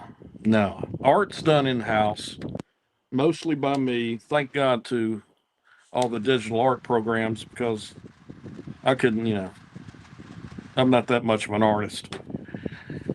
But no, I mean, everything, like I said, nothing is banded at the factory or anything. All of that is done here at our facility in Birmingham. We got a small shop, and it's not open to the public generally. But no, I haven't been doing anything out of the garage. Sounds like a future name for a cigar, not done in the fucking garage. There Charles. you go. Yeah, there you go. No, man, it's amazing. So Birmingham. So everything gets shipped into there. You do the banding, you do everything, get it ready to ship out. I mean, that's pretty much where everything runs through, is through your facility actually in Alabama. Yeah. Okay. The factories in Mazatlan are we ship everything out of Birmingham generally. Okay, cool. We have had times, Now we had started to reopen. We're thinking about reopening the small facility in Miami too, but that all depends on finances, you know. But we'll always be. We're not going to close down the Birmingham operation. I don't see that ever happening, honestly. That's awesome. Nice. So before we end things, we have a couple of things we want to do. The first one is what we call hotbox questions. Hotbox questions are Mick is going to ask 3, I'm going to ask 3, but it's 3 random questions for you. We know you don't. We do have but a fast the question forward. is, You want to do 3 or you want to do 2? Let's do 3. We can get through these quick. All right. 3 questions. You get to answer them any way you want to. Are you willing to play hotbox questions? Sure. All right. So tonight's hotbox questions are brought to you by Beard Apothecary. Hi, honey. Did you finally finish the Irish goodbye? Yes. Do you want to help me clean up? What's going on, fam? I dodged that bullet. So, hey, we just re-released our limited edition for St. Patrick's Day, the Irish Goodbye. This was inspired by our good friend, the shirtless wonder, Mr. Bernie himself. Gonna be limited again. We ran out pretty quick last year. It is back. It is smelling wonderful. Get it for St. Patrick's Day. And whatever you do, make sure you give the boys a like, a follow, and a subscribe. Don't let the beard lick word. Stay metal, my friends. So huge thanks to John and his lovely wife, because she's our favorite Aldi. Huge thanks to Beard Apothecary for everything that you guys do. Mick, question number 1. Question number 1. I'm actually really interested. Usually I just do this because I need it for the post-show promos, but I'm interested by this one tonight. What is your favorite musical band or artist? Fleetwood Mac. Okay. That's well. Give me one. a song. I mean, that's because I enjoy them too. Landslide. All right. Cool. That's just I've listened to them forever. You know. So awesome. Love it. All right. So question number 2, what is something outside of your industry? And when I say industry, I'm talking about cigar and law enforcement. What is something outside of your industry that you have done lately that has really made you happy or excited? Man, I'd like to answer that, Charles, but all I do is work. So fair. I got you. I mean, I understand. You know, that's an honest answer. So okay, cool. We'll live with that. Right. So question number 3. So this one I'm going a little bit specific to what we talked about tonight. So we talked about it earlier: quality over quantity. Do you have any thoughts? I guess we kind of touched on this too. Do you have any thoughts on expansion? How do you plan to keep the quality that you expect out of your cigars if you do expand on your business? We're not going to expand. Okay. I mean, we may add a few more retailers this year. I've noticed we've had some recent interest, and that's another thing. I don't ever reach out to retailers. That's not being cocky or anything like that, but our brand isn't accepted everywhere and by everybody. The retailers know their clientele better than we would. So if they have an interest and they reach out, then we'll see what we can put together if it works. I don't want to be on every corner. I don't want to be in every shop. I've been that way since day one. Has that cost me money? You're fucking right it has, but it is what it is. I'm not trying to be like everybody else. And we're low production, you know. And so, you know, no, I don't see, I'm not trying to be in the big leagues, guys. Yeah. I'll just say it like it is. Like I don't want you to be in the big leagues. You know, I want you to keep doing what you're doing. Absolutely. My view is, you try to expand too much, you lose control, and you lose who you are. Yeah, and that's the again, way I feel going back to the cult following that I said that you have. I mean, the people that are passionate about what you do, you need to keep just doing what you're doing. that's what we've done from day one. I did think about expanding at one time, and I don't think it's for us. I just don't. Um, I'm not. I'm not one that craves attention. I don't have to be the biggest. I'm just not that guy. I do think we put out a quality product. I'm proud to say we've had very few complaints over the years. One thing that we have, we've at times we've had, we've been later than I wanted getting stuff out. That has changed. That's the biggest correction we've made here in the last year, and we'll continue to strive towards that, getting stuff out as quickly as we can in a timely manner. Usually within 2 or 3 days, max. But outside of that, no expansion, no big news there. We're just not going to do it. Nice. I feel like if you try to stretch yourself too thin, you lose part of yourself, and you lose control of your quality and everything else. And to me, while everybody loves money, it is not all about the money. It's just not. 100%. All right, so question number 4. What is one childhood memory that still makes you laugh? Lord.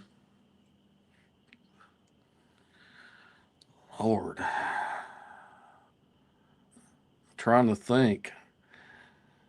Well, I hate to say this, but Mick may understand. A lot of my memories have unfortunately been blocked out because of the PTSD meds that I take and everything. So I can't think of anything specific. And I'm not trying to get all dark here. I'm just being honest, And that's all we want, for you to be honest. The job for me brought a shit ton of PTSD. And, unfortunately, when it comes to the way your mind works, you can't pick and choose what you block out and what you don't. I hate to say there are things that my wife has brought up regarding memories of my son early on that I unfortunately can't recall because other things happened during that time that mentally your mind shuts down and blocks them out. So as far as my childhood, I had a good childhood. Don't get me wrong. But I can't think of anything specific. No worries, brother. No worries. I do get it, man. All right, so I'm going to go super easy with this one. And I switched this at the last minute because Charles brought up earlier, this is the 1-year anniversary of us getting kicked off Instagram and getting shut down. And this is one of the questions I asked that night and got yelled at by the guest and was told I was an asshole. Is cereal a soup? I mean, it's protein in liquid, man. I'm always trying to sell it, but I mean, I only had one person say absolutely yes, so I had to ask him. I'm going to say yeah. Fuck yeah, man. Yeah. Yeah. I win tonight. I can go home happy tomorrow. This is great. Thank you. Bourbon could be a soup too if you drink it use a spoon. Fuck yeah. This guy's my dude. We got to do part 2. Sorry, I'll be back. I've got to get a spoon. All right, so question number 6. What is the hardest lesson in life that you've had to learn? Trusting the wrong people. Learning who you can trust and who you can't. And that's a lesson that goes on and you continue to learn throughout life in reality. But everything is an education depending on how you look at it. So our final question for the night is going to be a question brought to you by our guest from last week. So we have a new segment on here called Play It Forward, where the question from the previous guest from the previous week gets to ask a question to the guest for this week. So before we do that one, Play It Forward is brought to you by What's up, the Southpaw Stogies here. First, I want to just say thank you for supporting us and supporting the Real Smoke podcast. So next time you're in Lebanon, Tennessee, please be sure to come out and experience Southpaw Stogies. Got a great selection of cigars here, great selection of beer and coffee. And by the way, I just want to give another local shout out to Crown's Heads. Look at this beautiful band there. We've got them here at Southpaw Stogies. So we're here at 402 East Main Street, Lebanon, Tennessee, and stay smoky. So tonight's Play It Forward is going to be given by Mick. Mick, who was our guest last week? Our guest was Vincent with Vicente Blends. And Charles, I'm going to be honest with you. I do have it written down here. That's why I disappeared earlier, because I can't look at my phone while I'm on my phone doing the podcast. So I may fudge this up a little bit. So Vince, hit me up later if I screwed this up too bad. So Vince said he spent 25 years in a high-stress situation. The fact that you were making decisions, you had to make decisions at a minute's notice, breach doors. But let's say hypothetically that you're smoking an ultra rare new blend of a prototype of a cigar, and the call comes in to you have to go breach somewhere or take care of something immediately. Do you let your instincts win and finish the cigar, or do your instincts fall back to having to go do that right now and you put the cigar down? Now, I would finish the cigar. Absolutely. Then, you know, man, I can't tell you how many times that I've had to leave family Christmas gatherings, Thanksgiving, this and that, and, you know, over the years for you know, barricaded subjects, somebody wanted to shoot themselves, they want to kill somebody else or whatever, you know, there's always somebody's always trying to fuck up your holiday. So, you know, you got to go. But yeah, now I would smoke the damn cigar and say, fuck it, be honest with you. There you go. So we're going to give the last little bit to you. Let everybody know what you've got coming up, what you're planning on doing over the next year. I know we're new into 2026. So if there's anything new that you're planning on doing, let us know. Also, anybody who can reach you on social medias, how can they follow you, find you, and all that wonderful stuff? Because you said that, you know, people that reach out to you, that you do your damnedest to make sure you get back to them. So yeah. Give us the final rundown.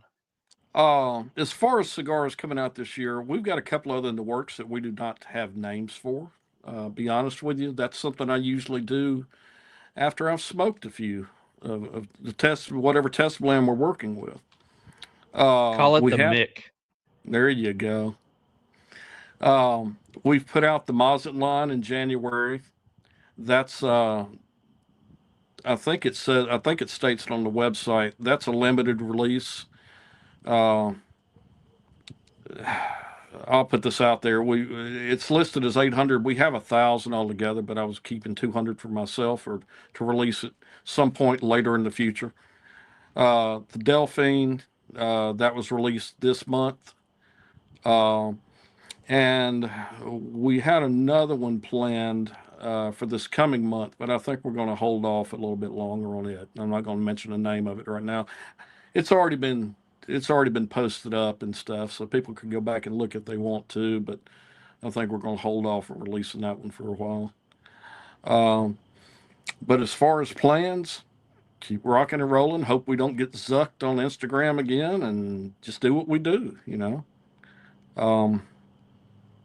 So where can they find you on Instagram or Facebook or website or anything? It's Traficante Cigar. It's _ .com, like .com.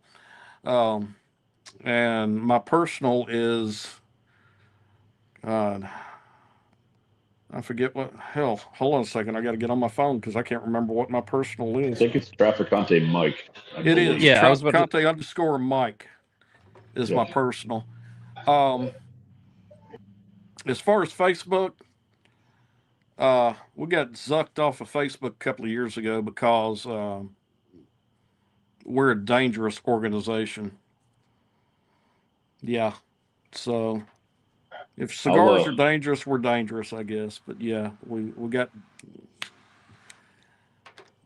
told we were dangerous organization, so they removed us. I'll throw a couple real quick things out here.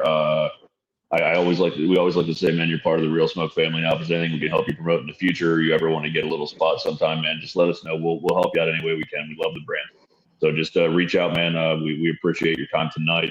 Also, Charles didn't know I was doing this. We always love doing this to each other. So we are doing with our Patreon subscribers a monthly like herf. At some point, we're gonna have guests on. We'd love to have you on, man. That's not on air. It's just a Zoom herf that we get together and have some cigars. We'd like to have you be a part of that in the future as well, man. Just be one of the guests that we'll put out there because I'd love to pick your brain a little bit off camera. So it's also something that our Patreon members can actually, instead of us being able to ask the questions where it's on Zoom, they get to sit back and they get to ask questions. So they get to learn more about you. And if they have questions, they get to ask it. I'm good with that. Awesome. Let me know. We appreciate your time, man. Like I said, reach out if you need anything. We'll be doing the post show stuff over the next like 3 to 5 days. And man, it's been awesome. I appreciate it, man. I feel like I've known you forever, and we never talked literally till tonight. So it's I get you, man. I love what you're doing, and I love what you said, man. Just keep doing what you're doing and keep building, man. We got your back on. Thank you, Mick. Thank you, brother. Thanks for jumping on here. No, you got to get in bed because you've got a lot of work to do. Be safe out there, and catch up with us. We want to know more about what's going on. So we hope to talk to you soon. Thanks for having me, Charles. All right, no problem. Have a good night. Tell the wife thanks for letting us steal you for a little bit. All right. Y'all have a good night. All right. You too, take it easy, man. See ya. So just like that, we have episode 66, double sixes in the books. And that was Mike with Traficante. So I will say another great show. We get to where we have so many guests that are so like just over the top. They're a lot like us to where they're just almost screaming in the mic. And then you have Mike who sits back and he's just chill and he brings a sense of calm to what he's talking about. So I love every time. I love just like, fuck him if you don't like me. I'm good. Let's go. It's so cool to see that he's not trying to gain popularity. He knows who his crowd is. He continues to do what he wants to do, and man, that's respectable 100%. He doesn't give two F's about anything. He's like, I am me. If you don't like it, you know what? There's the door. Goodbye. Absolutely. Yeah, it's always respectable, man. So we got a lot to squeeze in here, man, but I think we're going to be okay. I kind of have a plan here from my side since I get kicked out of this lounge at 10, and we can finish up on the road if I have to. But I was about to say, are you wanting to give everybody kind of a quick view of the lounge and all that? Did you want to do that now? I would say we can do it now, or we can end with it. It's up to you. I would say we do it now just because it saves time. That way, in case you have to leave, everything else can be done while you drive. So, and while you give everybody that little insight, I can go and make sure my dog is shutting up because she will not freaking shut up right now, and she's driving me nuts. We're gonna do a quick walkthrough. So I am in a private lounge. I'm not sure I showed this earlier on the show, but it's a private lounge. I'm going to go see if I can find the owner real quick, and I'm probably going to put this not on speaker, so it might be a little bit loud. So,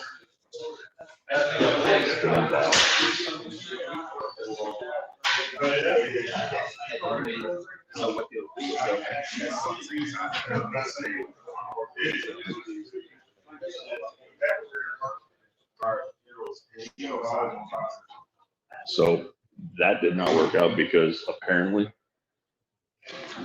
you need a key to get in there, and that's where they're hiding right now. So we will get back to that in a minute. I don't know if Charles is back yet, but yeah, this place is amazing. Thanks again to Mark and Katie for setting it.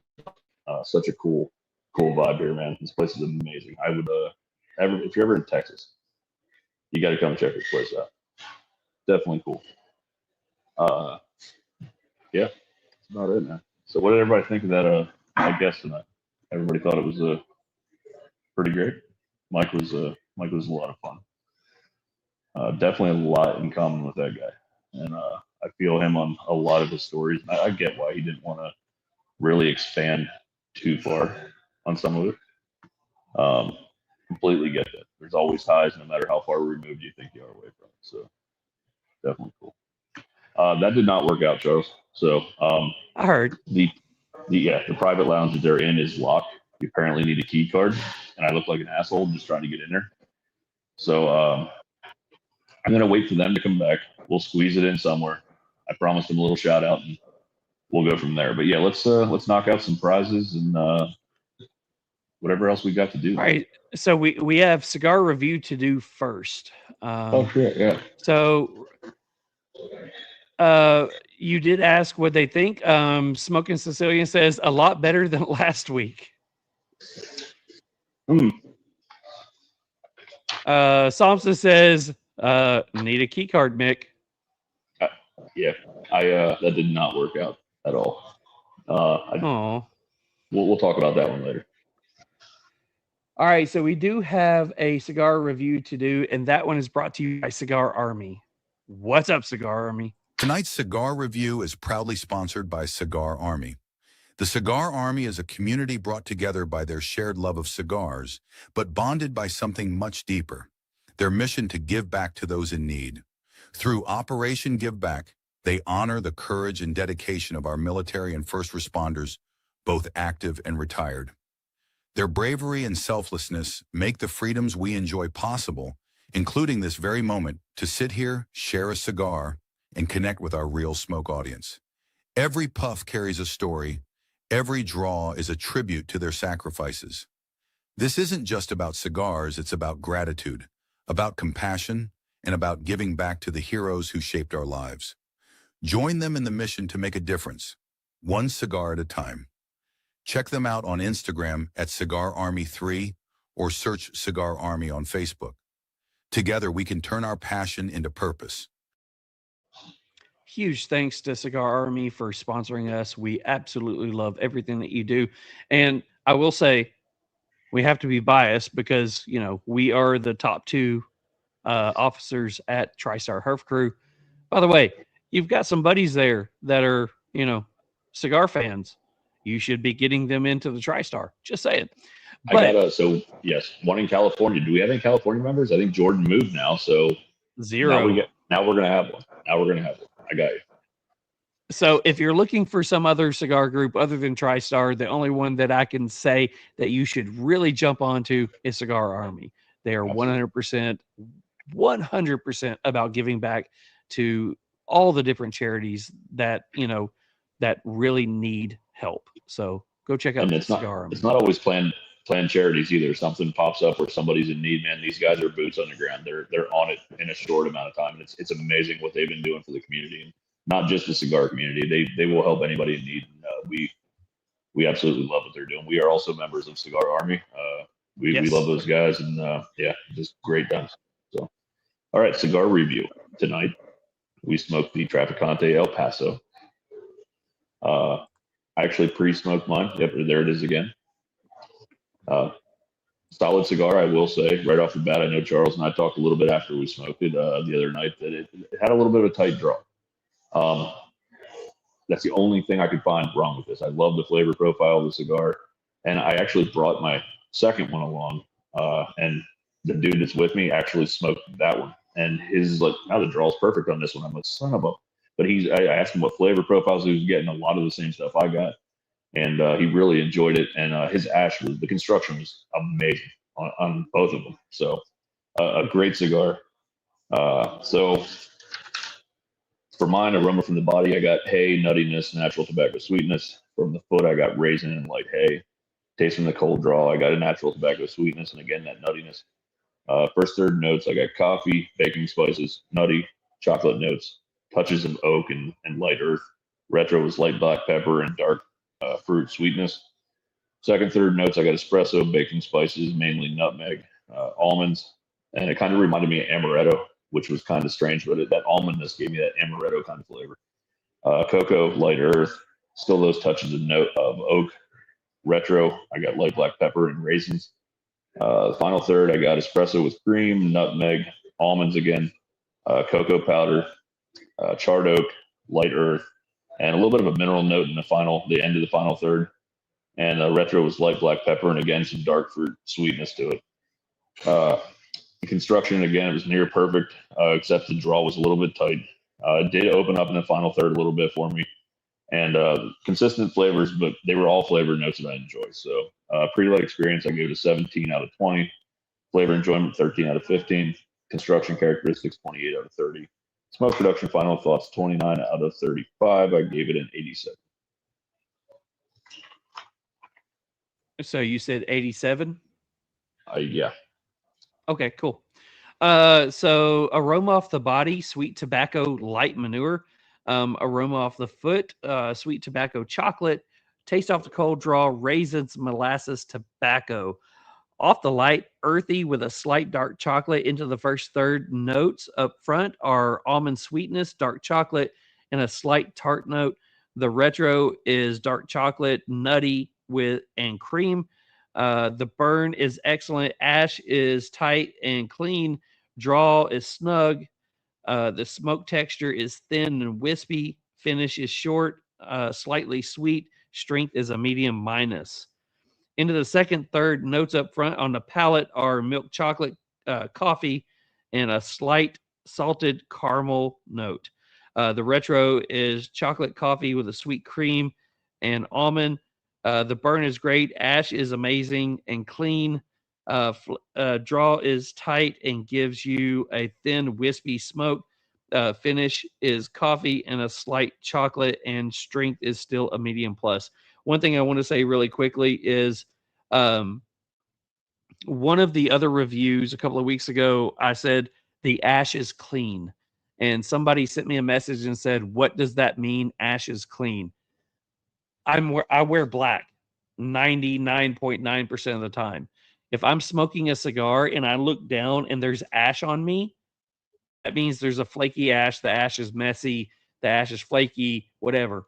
If I'm smoking a cigar and my entire table, my entire clothing is completely unashed, that is a clean ash. So if I say it's messy, it's because I saw ash on me or the table. If I say the ash is clean, that means nothing has fallen from it. So just wanted to clear that up because I got a couple of questions a couple of weeks ago about that one. So in the final third, notes on the palate are dark chocolate, a slight bitter coffee, and a slight dark fruit note. On the retro, dark chocolate, coffee, slight fruit note, and a tart note. The draw is still tight. Burn is great. The ash is still tight and clean. Smoke texture is really thin at this point. Finish is still dark chocolate and a tart note. Still medium minus in strength. So scoring. Pre-light experience, I gave it an 18 out of 20. Flavor enjoyment, a 14 out of 15. Construction and characteristics. Construction, a 9 out of 10. Draw, 8 out of 10. Burn, I gave it a 10 out of 10. Great burn. Had no problems. Smoke production and texture, I gave it a 4 out of 5. Overall experience, a 16 out of 20. Would I smoke it again? I'd buy a box of it. 9 out of 10, so a 29 out of 35. So that gives me an 88.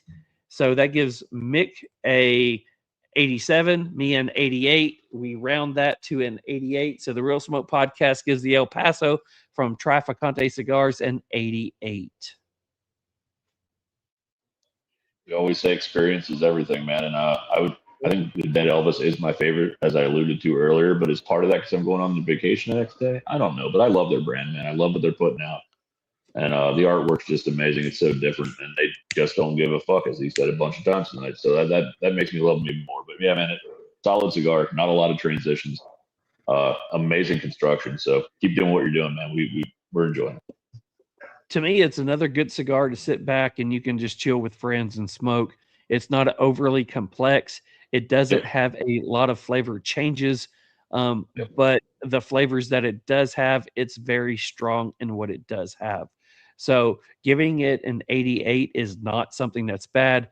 No. If we give anything over an 85, it's a great cigar. If it hits a 90, it's a fantastic, memorable cigar. So 88, great score.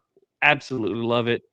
Yeah, great job. Good stuff. Absolutely. So we do have a couple things left. We have prizes to give away and some Meanwhile in Memphis. So we do have a surprise come in. So I just got a message from the bearded wonder himself, the one, the only, the beard apothecary master himself, says, I think we should give away a $25 gift card to Beard Apothecary. And I told him, no, we do not need to do this. The people do not want no, I told him, okay, yeah, that's great. Did anyone win Beard Apothecary this month? I think that was in January, right? So I think everybody's good for that one. It should be. Everybody's good for Beard Apothecary. We do have a few people that have won for Cigar Vault. So we are giving away two $25 gift cards to the Cigar Vault Oakdale, as well as a $25 gift card to Beard Apothecary. So, are you ready to get into that lovely, wonderful bunch of coconuts? Yeah, sure. Yeah, so I can, if your name, so we try to spread the love, and it is the last week in February. What'd I do? Oh, shit, we got a sponsor. My bad. I love you guys. I'm sorry. Our giveaway is brought to you by Hayes Gray Cigars. Savor every moment with Hayes Gray Cigar. Each blend is crafted for bold flavor, veteran-inspired character, and premium construction. From smooth and approachable to rich and complex in flavor, Hayes Gray delivers a cigar for every palate. Now available our new release, Irmãos do Mar. Order Hayes Gray Cigars online at Fat Boys Cigars and from Wolfpack Cigar Club and the Cigar Vault Oakdale. Visit our website for a list of nationwide retail lounges and to grab some cool Hayes Gray merch to rep our brand. As always, we've got your sticks. So let me just say, if you know, you know. Hayes Gray, you're welcome. So we do have 3 gifts to give away. And before you do that, let me say real quick, by tomorrow night, we will have it posted. Stay tuned. We're going to do that. If you listen Tuesday on our IG Live with Hayes Gray, we're going to do a giveaway from us for 3 and Hayes Gray, of course, but there's going to be a couple rules to it, but we'll put that all out tomorrow. They're our favorite 3 cigars from Hayes Gray and a sticker pack from us. So just stay tuned for that. Keep a lookout. All right. So as you can see me right now, it is going over to the go back. Never mind. Dang it. Hashtag Real Smoke. We do have the stream for tonight. We do have hashtag Real Smoke, and we have exclude winners when doing multiple drawings, because we do have multiple drawings tonight. So we do have that going on. So Mick, I need to know, what is the number tonight? We have 3. I don't have time crunch, so let's go 3 and 3 and 2. 3, 3, and 2. All right, so here we go. So this is the first $25 gift card to Cigar Vault. Here we go. If your name is Hologram, Angel, Leaf and Ash Podcast, Anthony Ganias 1534, you are not eligible to win the Cigar Vault stuff. You are eligible to win Beard Apothecary. All right, so there goes number 1. Get your ends up. So number 2. So we're going 3, 3, and 2. So number 2 on this one is Robert. Number 3. This is our winner, unless they are not here or have already won in the past. Smoking Sicilian. Let's go ahead and go into the comments. Smoking Sicilian, has he won? He has not won. You have 30 mixed seconds to say that you're on here. Dang, he was fast. He says he is on here. There he is. So Smoking Sicilian, you are on here. You know the deal, Greg. Hit me up. You know the deal. Send me the info. I know I already have it, but I lose shit, and it's hard to find sometimes. Just send it to me. I got you, bro. Congratulations. All right, so here we go. Make sure you get those hashtags in. Hashtag real smoke. So we are going to go ahead and do this again. Here we go. 3 more draws. If you don't see your name on here, quit bitching about it because your name is on here. We don't want to take that crap from anybody. So whatever, get you ends up. That's number 1. Number 2, no whining, no crying. I think I saw my wife's name on there. That'd be cool. I hope so. Josephus is number 2. This is going to be your winner. Number 3, I saw Kenda on there. I hope she wins. Come on, Kenda. Come on, Kenda. Mitch. Has Mitch already won? Uncle Mitch has not won. Mitch, you have 30 mixed seconds to go on here. Remember, that could be anywhere from 5 to 20 seconds. It just depends Uncle on Mitch's how fast bedtime. he can. Yeah, he's Past probably in Uncle bed. Mitch's he's got to be in bed. The dog was Uncle wanting Mitch, to go in. He was sitting out in the garage. It got cold. The dog didn't want to be out there anymore. His wife was yelling at him, "Get in here. I need some snuggle time." I was going to go there too, man. It's crazy. Yeah, I'm getting a visual. Uncle Mitch, are you here? You got 10 seconds. I'm trying not to get a visual. Uncle Mitch, really? And I would feel bad if the wife won. We'd spin it again.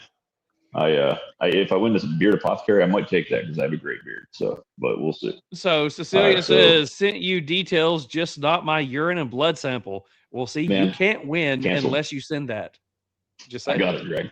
We good. All right. So 5. Are we spinning again? 4, 3, 2, 1. Spin the wheel, bud. Uncle Mitch, you're grounded. Go to your room. Let's go ahead and see who the next person is. Mitch did not get that one. I'm going to go ahead and take that off the list. Kenda, win this one. Robert. Is Robert able to win? Robert is able to win. Rob, are you on wins here? tonight? It could be all TriStar tonight. Oh, wow. Hey, if you want to get in on this, join TriStar. Hit us up. Send Mick a message, send me a message, send the podcast You'll apparently channel. win more often. Rob says he's on here. Rob. Buy me something nice, Rob. You know the deal. Send me your shit. You've won so much that you need to buy us both a cigar. Just saying. Yeah, Beard Apothecary has you on speed dial or something. I don't know. All right, so 2 spins, and we do a Beard Apothecary win, correct? Correct. So here's spin number 1. Who is going to be the person that does not win? Sorry about your luck. It is going to be Get You Ends Up. Sorry, buddy.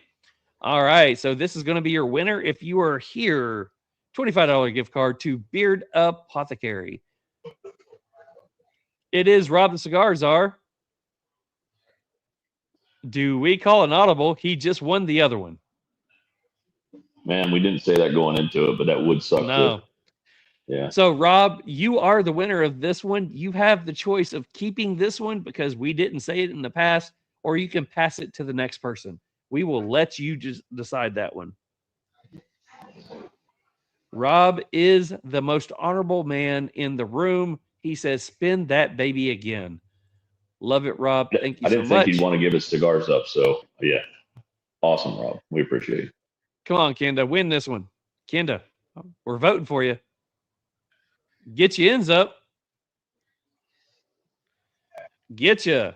Do you want some Beard Apothecary? Do you have too much of it, or do you want us to spin again? What do you want to do? Get your ends up. It is all up to you. You have 30 mixed seconds to go ahead and reply. See, it would be funny if he wants us to spin again. Oh, wait. No. He says all kinds of weird stuff. Oh, Uncle Mitch is on here. He says, I'm here. Brother, you are about 3 minutes too long. Sorry about that. Uncle Mitch. Mitch, you are... Sorry, bud. You just didn't get it in time. But we do have Get You Ends Up that does have Beard Apothecary, so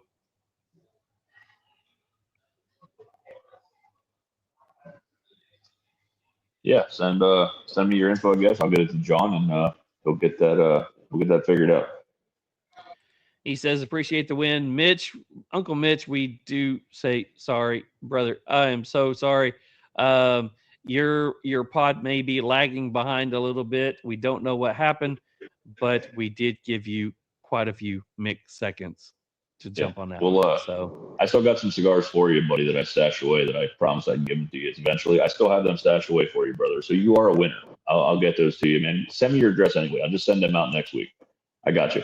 There you go. They were set aside for you, so you win something tonight. Just get me your address, brother. All right, so the last thing that we have to do is going to be the Meanwhile in Memphis. Hey, we're about to get you out of here before you have to do this live on the road. I was kind of hoping that would happen. It would be new.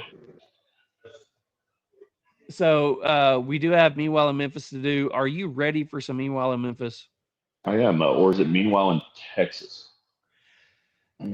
Just saying. This kills me that I do. I have had a Meanwhile in Whatever song for every place that we've been. I know. Except here. It's okay, man. I just pulled stories tonight, and I got a pretty good one. I am panicking slightly because the guy that has all of the screenshots of my shit is also in that locked room. But I do have cliff notes here, so if I have to wing it, I'm going to wing it. But it'll be okay. Let's roll with it. All right. So Meanwhile in Memphis is brought to you by Brooders. Listen up, Perf heads. If your cutter feels like a toy and your gear's got no soul, it's time to level up. Brooders Cigar Accessories. 100% American made. Veteran owned, built like a tank, passed down like a rifle. This ain't mass-produced junk. It's the heirloom collection. Precision built with grade 5 titanium, magnetic steel blades, magnetic action, and inlays so clean they'll make your humidor blush. Check out the Heirloom Ambassador, a semi-custom raw titanium anodized finished cutter with exotic woods like Purple Heart and Bolivian rosewood. Or the Heirloom Elite, a fully customizable cutter with Cerakote, abalone, two-tone layouts, every detail dialed in. Each piece is serialized, built with pride, made to outlive you. So if you're tired of plastic cutters and flimsy lighters, go check out Brooders. Hit their website. Get something that matches your smoke game. Brooders, where legacy meets grit. Meanwhile in Memphis, it's happening again. Meanwhile in Memphis, the sky turns wild. Stray gators and pools running free and wild. Some guys wearing mud boots with a suit on trial. Meanwhile in Memphis, let's stay here a while. Abuela with pink mohawk, yelling at a wrestling ring. Parents cussing politics on a wire. They chant and sing. Guy in camo selling I-Fought Bigfoot cans. Cheerleaders tailgating a Walmart lot. Preacher with a ferret yelling parking's hot. Meanwhile in Pennsylvania, you can't make this. Dude in a Speedo fighting a hurricane. Grandma on a scooter chasing a freight train. Meth lab in a swamp shack lit up like a star. Mick just mutters, man, what hell's my car? Meanwhile in Florida, Sheep on the hills, they outnumber the town. The possum in the pantry's wearing a crown. Kiwi birds hiding when no one can see. Meanwhile in New Zealand, it's just another spree. Since I didn't have something for Texas, I thought I would play all the other ones just for you. And that was so great. The so New good. Zealand one, they're all great, but the New Zealand one's awesome. So, this has to be something that anytime one of us travel that we do this, just remind me that I need to create something, because all of these have become really good. People talk about the Meanwhile and Whatever. I was playing them for all my guys this week, and they're like, "Are you fucking kidding me? He came up with all that." I'm like, "Yeah, he's brilliant on this shit, man. It's awesome." So all right. So Meanwhile in Texas. Meanwhile in Texas. So if he shows up here in the next 2 seconds, I'll actually read the story. But in a small Texas town, I think it was outside of Dallas somewhere, which is not too far from where I'm at. Man caught urinating in the water supply for over 2 years and gave almost the entire staff BDs. The guy had syphilis, gonorrhea, all kinds of craziness. And he was Are you sure apparently this is not Memphis? Yeah, I'm telling you. And it went on for there he is. Look at this. I got the whole story right now. This is amazing. There it is. This is great. And as soon as we're done with this, got you guys. All right. So the actual name of the story is a man urinated in water bottles in a doctor's office and spread STDs. He is now sentenced to prison. Yeah. So this guy, a man with multiple sexually transmitted and communicable diseases, was sentenced to 6 years in prison for urinating in office workers' water bottles, resulting in the victims contracting herpes, simplex 1, and hepatitis. This guy was sentenced on Tuesday to pled guilty to aggravated assault with a deadly weapon. That seems a little bit. That seems a little off to me. Like, okay, it's fucked up what he's doing. So, but like, so his member was a deadly weapon. Yeah, that's what I'm getting at. It's crazy. So according to prosecutors, this guy already served more than 2 years behind bars. He will be eligible for parole after serving 3 years in a 6-year sentence. Disturbing details of the case. He's outside of Houston. Houston police said the disturbing consequences happened at a doctor's office along Houston East Freeway, where the victim was employed for over 20 years.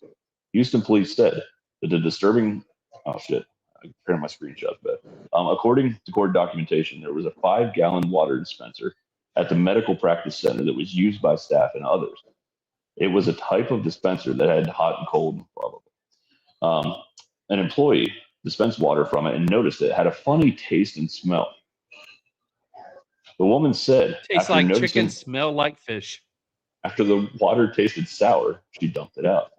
I would hope so. Yeah. Houston police said, according to document, my screenshotting needs to get better. From then on, she no longer drank from the dispenser and brought her own water bottle to fill. The next incident occurred in September. A woman said she left her personal water bottle, which was half filled with water, on her desk. When she got back to drink the water bottle, she noticed it felt fuller, but didn't think anything of it. She noticed the same type of funky taste and smell that she had encountered from the shared dispenser. She dumped the water out and threw her personal water bottle away. Afterward, she purchased another water bottle to bring to work. One day, a coworker offered to pour her some coffee in the bottle, but when she removed the cap, she noticed it was a yellowish liquid inside that she didn't put in there. That's the weirdest creamer ever. They started pulling anyway. It goes on for a while, but they end up pulling video footage from the office, and dude's walking around literally pissing in everybody's coffee cups, water bottles, and the common dispenser. And he's been doing it forever. And he ended up getting. I still don't understand the assault with a deadly weapon. Maybe because he had BDs and shit. I don't know, but that seems like a weird call for that one. And since I knew we'd be on a time crunch, I only did 2 tonight. So this is my one where everybody has to guess what country this was. A dead woman. Here we go. A dead woman from this country was sent to the crematorium and wakes up inside a coffin. Staff working at this crematorium said they were altered after they heard knocking from inside the coffin moments before the cremation was due to start. You can tell us another country after this next part. 65-year-old had been taken to this crematorium on the outskirts of, can't tell you where, after she appeared to stop breathing 2 days earlier. Her family had traveled hundreds of miles with her body in the coffin and were prepared for her to be cremated. However, moments before the services began, Shock Temple manager, crematorium manager, this guy said that he heard a faint knocking from inside the coffin. He was a little bit surprised, and he asked them to open the coffin, and everyone was startled. I saw her opening her eyes slightly and knocking on the side of the coffin. She must have been knocking for quite some time. The crematorium was, the cremation was due to be live streamed that day and was then canceled. I don't understand that at all. Anyway. Grandma's going to be live stream. Everybody tune in at 4:00. I don't understand. And this is the best part. Her brother said that she had been bedridden for about 2 years before her health deteriorated further and became unresponsive. Appearing she had stopped breathing, according to the news. So the brother placed her in the coffin, drove her 300 miles from their home, and took her to this crematorium to be cremated, and it was going to be, I still don't understand the live stream thing. So this is brother who got tired of waiting. He's like, listen, sis, you gotta go. I'm with tired the of list. wait. You're asleep. Let's go ahead and do this. This is great.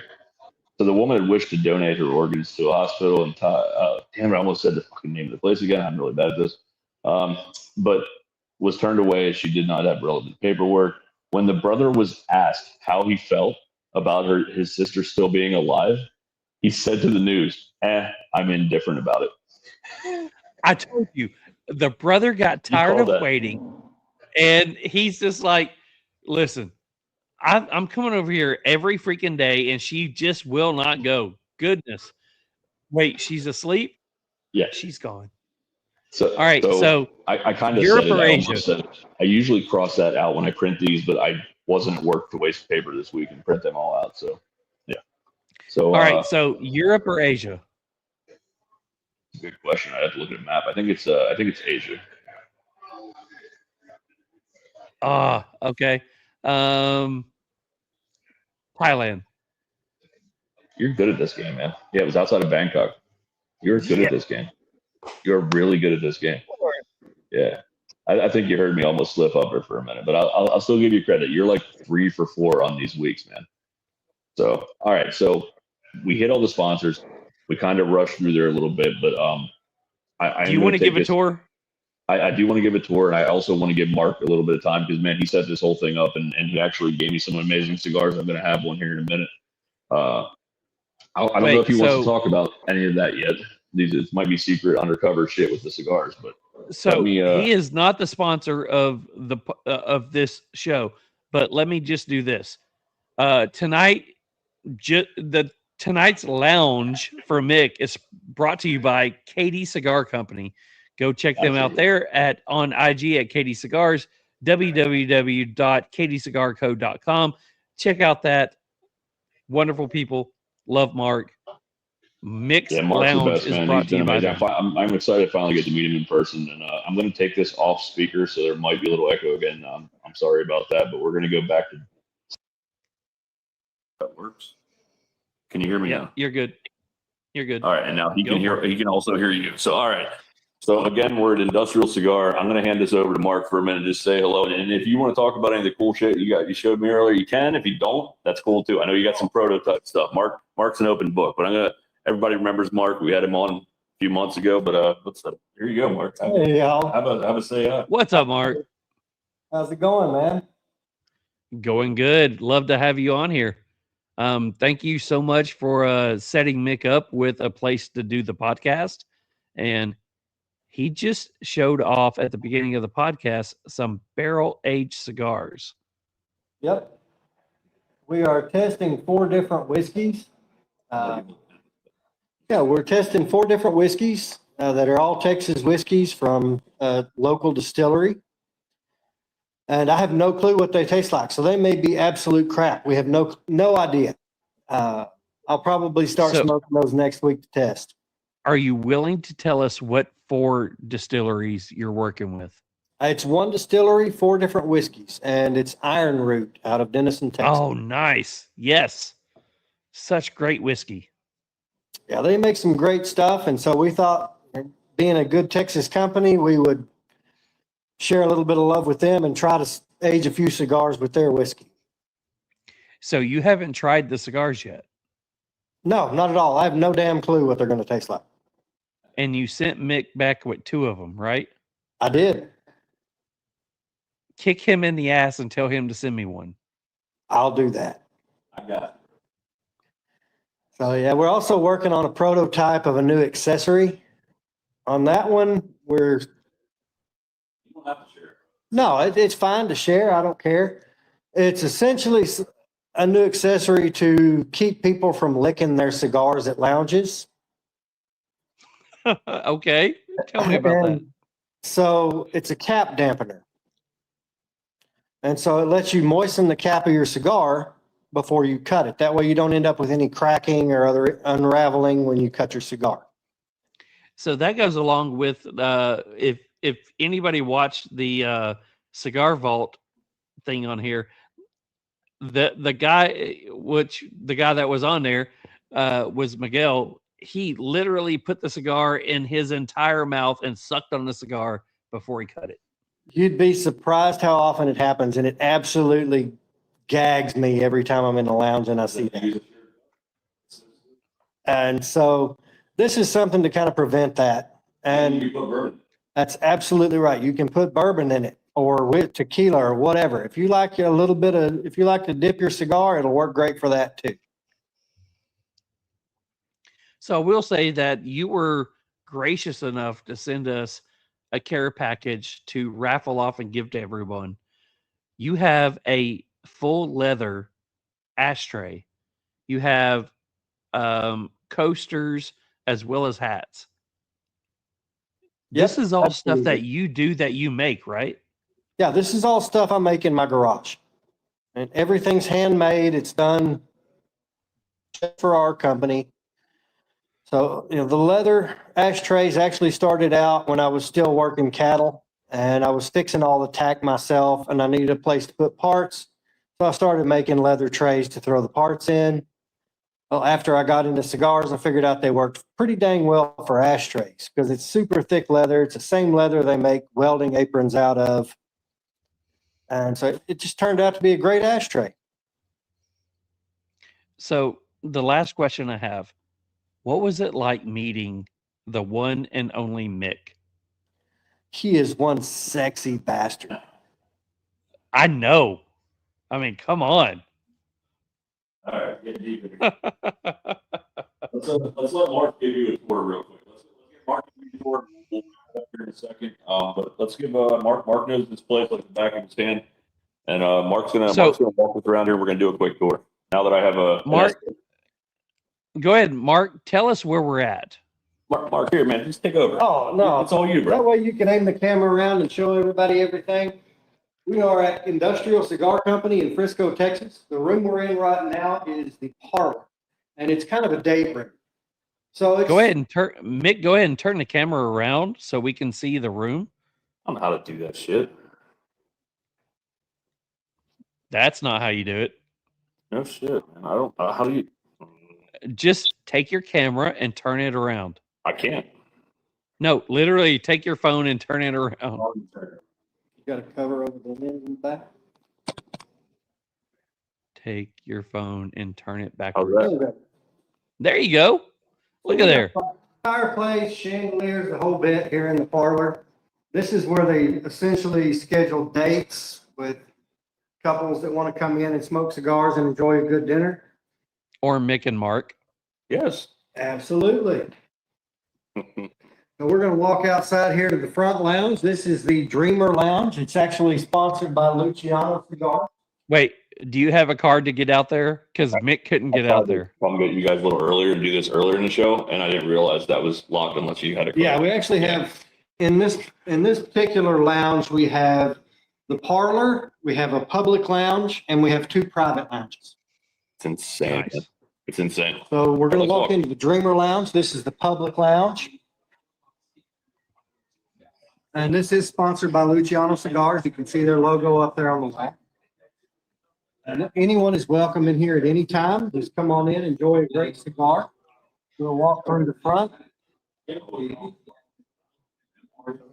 Very nice.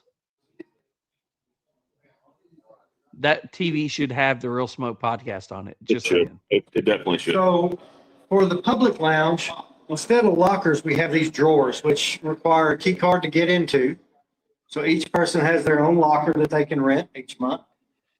Very cool. Once you come down this hallway, we get into the main lobby and humidor.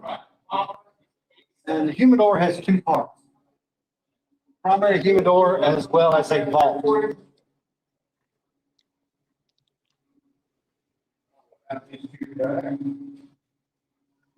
Ooh, this looks nice. Look at So this. we come in here, this is the main humidor. They're very focused on boutique cigars, so you're going to find a lot of cigars in here that you wouldn't find places. Yeah, Charles, there's actually some I've never seen before that I thought about maybe we need to figure that out. So we'll Go ahead and use the podcast money to go ahead and do that so we can review them. I got you. And I did buy one for myself earlier that I had that Mark had suggested, and it was outstanding. So we have this coming up later on in an episode. We have definition, but right here beside that, Katie Cigars. Look at there. Right beside Cavalier, which is very fitting. from what we talked Nice. about in the past. So Love got- Cavalier. A little bit of everything in here. Vast majority is going to be boutique cigars. And back here in the back, we have the vault. So before we walk away from this, again, because I'm going to forget, this is the one I smoked earlier, and this is the Principal. Charles, you ever had Principal? Love Principal. Have you had this one? No. That cigar is what I had. Yes. Yes, I have. That was It's a good really, cigar. really, really good. Yeah, I enjoyed that. The owner, Darren Chaffee, is actually pretty close to y'all. He's in Nashville. Okay. And as we come back, we've also got another room over here that is the vault. Here we have Patoro cigars. If y'all haven't tried those, they're outstanding brand. The company itself is based in Switzerland, but they're Dominican cigars. Very cool. I believe you smoked one of them earlier, didn't you? Sure did. Very good. Very good. This is my boy right here. He's like, why you keep doing that? Just stop it. Yeah. Yeah. So our area back here in the back, it's called the vault. A vault door, so pretty pretty. And this is everything. These are your higher end brands, your Atabays, your Byrons, Patrons. And if you catch them on a good day, you might even get some pre-embargo Cubans in here. Crazy. I was able to smoke one of the pre-embargos that was 114 years old. Jeez, absolutely beautiful. wow. It was like smoking honey. Wow.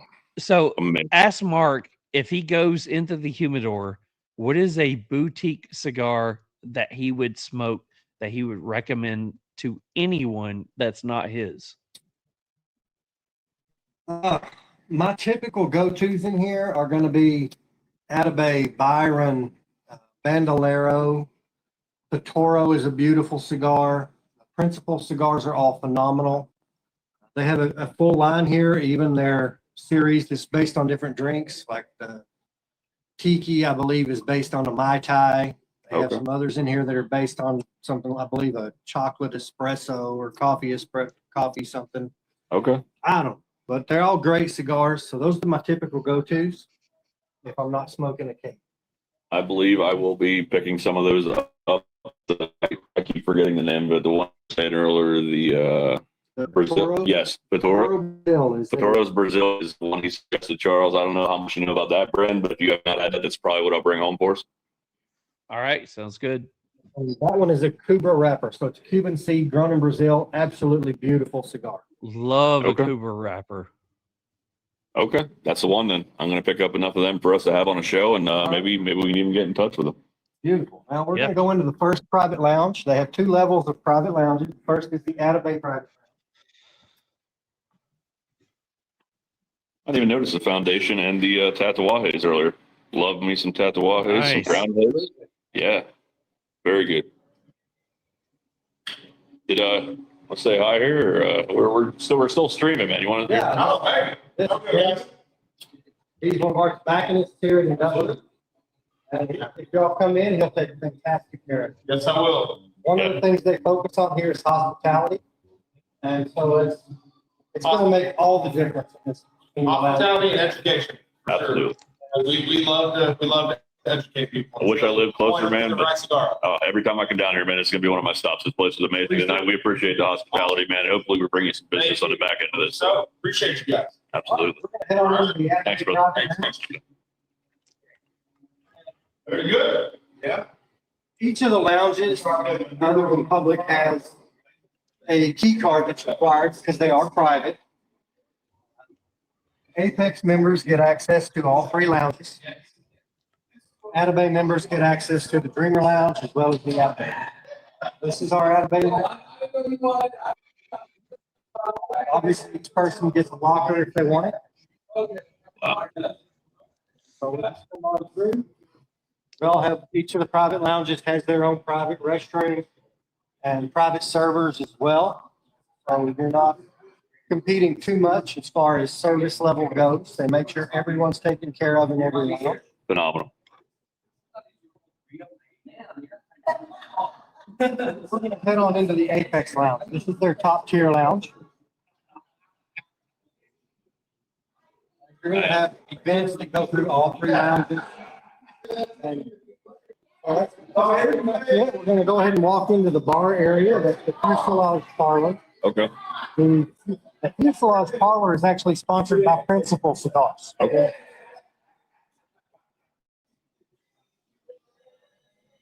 Right here, conference room that you can use if you're an Atabay or Apex member. Okay. So it's a private room that you can rent for the evening. Very good. It's no cost to Apex and Atabay members. Amazing. This is our Fuselage Parlor. They have a kitchen and bar, full service. Amazing. And since I forgot about it, we're going to walk back into the humidor Okay. because we have something going that's actually a private label event. One more walk. Let's go. We're going to walk around real quick. All right. No, you're good. You're good. What's up, guys? You good? I appreciate y'all's patience. I'm a little scattered. No, man. So I don't remember everything. But we're going to come on through here, go back to the humidor, and I'm going to show you one thing that's on the top shelf. It's waiting for you. I don't know if anybody noticed those lights that came on. That freaked me out when I first walked through there. It was awesome. That's a phenomenal little touch to this place, man. It's beautiful, beautiful area. Nightmare when you walk in out of the bright sunshine into a dark You lounge, can't see. and then you get the flash through that hallway. You're blind for like 30 minutes. I believe it. I believe it. So we're going to come back into the humidor, and I'll just show you a little something that we've done as a private label event. It was a two-part event. Okay. The first event was actually a tasting. And we did a tasting with 4 different liquors with the PR from our life. Okay. So we did a tequila, a bourbon, a rum, and a port wine. Jesus. Okay. So we did a tasting of all 4, separated them with cheese as a palate cleanser. And if you come in here, you'll see the humidors stacked on the top shelf. Okay. So these 3 here and this one over here are cigars that we're basically micro barrel aging. Oh, wow. So each of those 4 liquors, there is a barrel stave that's been vacuum soaked as well as a shot. Sure, if you want to pull one down, that'd be great. This one is actually the port wine. And so you can see we've got a piece of barrel stave in here. Oh, man. And those will age 2 months with that saturated barrel stave. And this holds a shot of the particular liquor. And So, how long are you planning to do them? Did you say that already? I'm sorry. these will age for 2 months. So Okay. what's going to happen is they've been in here a month. So on Saturday, I'm going to come in, pour those shots out, Do it. refresh the stave, Okay. put a fresh shot into the bottle. And next month, when the 2-month end hits, we'll dry box those for a few days so that they equalize. Yep. And once they've equalized, all the people that came to that first event can come back and buy one of each of the 4. It's amazing. Amazing. That's so cool, man. You're really experimenting with the aging of and the I don't know, infusing, I guess, of cigars at this point. Absolutely. So it's just going to be kind of a fun thing, and it's a shop exclusive. We will do that for any of our shops that we're working with. Wow. You know, if they want to do these kind of events, I prefer to focus on educational events. Absolutely. I mean, there's no sense in doing a cut and light where we come in, everybody just sits there and nobody talks to you. It's kind of pointless. So since industrial is so focused on educating their consumer, Yeah. we wanted to do something special for those guys. Your passion's always been evident, man. And the fact that you're branching into something like that with trying the different liquors, that's just amazing, man. That's really good stuff. And honestly, if one of these turns out to be a truly beautiful cigar, Yep. we may roll it to production. I love it. I love it. Yeah, that's how you find stuff out, man. You got to, and you're doing it the right way Absolutely. too. It's not like you're trying to put something in it to change the flavors. You're actually infusing something naturally through that process. Right. And anytime you infuse a cigar through this process, the flavor tends to fade fairly quickly unless you keep that particular liquor close to it. Okay. You know, like the barrel stave's going to keep that smell. Yeah. So even if we go to production, anyone that gets these cigars will get a piece of that barrel stave that's going to keep those cigars fresh. Amazing. No cutting corners, man. I love it. No cutting corners. And since that flavor does tend to fade, most guys that do barrel aging, they just use whatever relatively unflavored cigar and let the liquor take over. Amazing. We didn't want to do that. We wanted to dry box, let it fade out, and still have that beautiful cigar complement the liquor flavors. Love it. and we have no clue what this is going to do. They could be god awful. We have no idea. But so we're having a fun experiment with the lounge while we do it. I love it, man. I love it. That's amazing, man. I'm glad you showed us that. That's something I definitely am interested to see how it turns out. You got to let us know, man. And well, like I said, we'll have you back on. You know, you have an open line to us, man. So I mean, just let us know how they came out, and I want to know how it ended, man.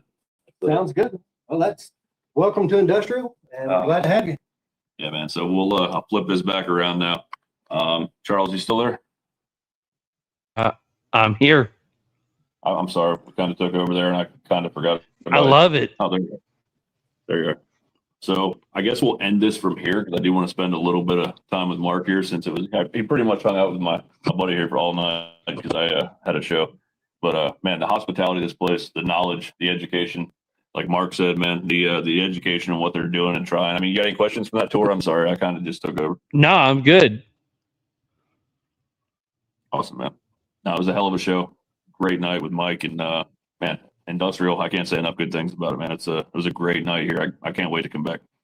I'll sign up for any training in the Texas area if anyone's listening. So. All right. So really quickly before we end, next week we start Female Domination Month. Go ahead and make sure that you get ready.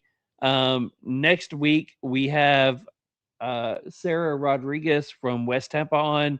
The week after that, we have Amanda Bryant, and then we have Marianne Eves, and then Karen Berger on. And all of these are going to be amazing shows. So make sure next week and the week after and the week after and the week after, all the weeks after. And sandwiched in the middle of all that, not to take away from the women, we have Michael Herklotz because someone screwed up and that's right. Booked him in the middle of Women's Month. I don't know who that was, but I think it was you. But it's weird. I don't know. No, it wasn't me. So we do have all that going on. So guys, make sure you come in, check out, join us, comment, like, subscribe, all the wonderful things. Hit that Remember, button. we are so close to all the goals that we have set. Make sure you go ahead and do all those things. So Mick, absolutely, close us out. Man, from the great state of Texas, here we are, man. Industrial Cigars, Mark with Katie. I know he hates it when I keep doing this. He's like, why do you keep doing that? But yeah, that's this place has been amazing. I can't wait to come back. And man, awesome night, awesome guest. Had a blast, and I'm gonna go probably have another cigar and until they kick me out of this place. We'll see how long that is. But man, amazing show.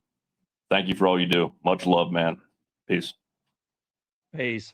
Guys, have a great night. We'll see you next week.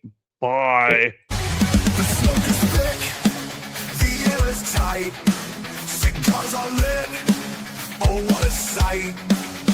Pour the whiskey, tequila too, this one for Mick and Charles and you.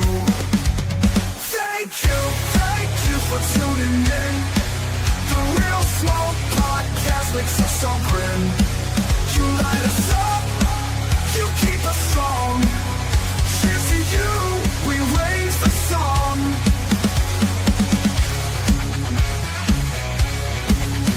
Conversations deep, the stories fly. Ashes fall, with spirits high. The gas roll in, the penters flow. You've kept us burning, don't let it go. Thank you for tuning in. The Real Smoke Podcast makes us all grin. You light us up, you keep us strong. Cheers to you, we raise the song.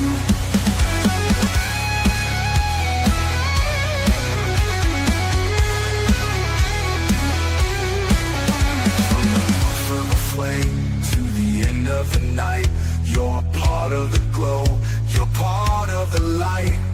Mick and Charles with a laugh and a grin. This flame burns bright 'cause you tuned in.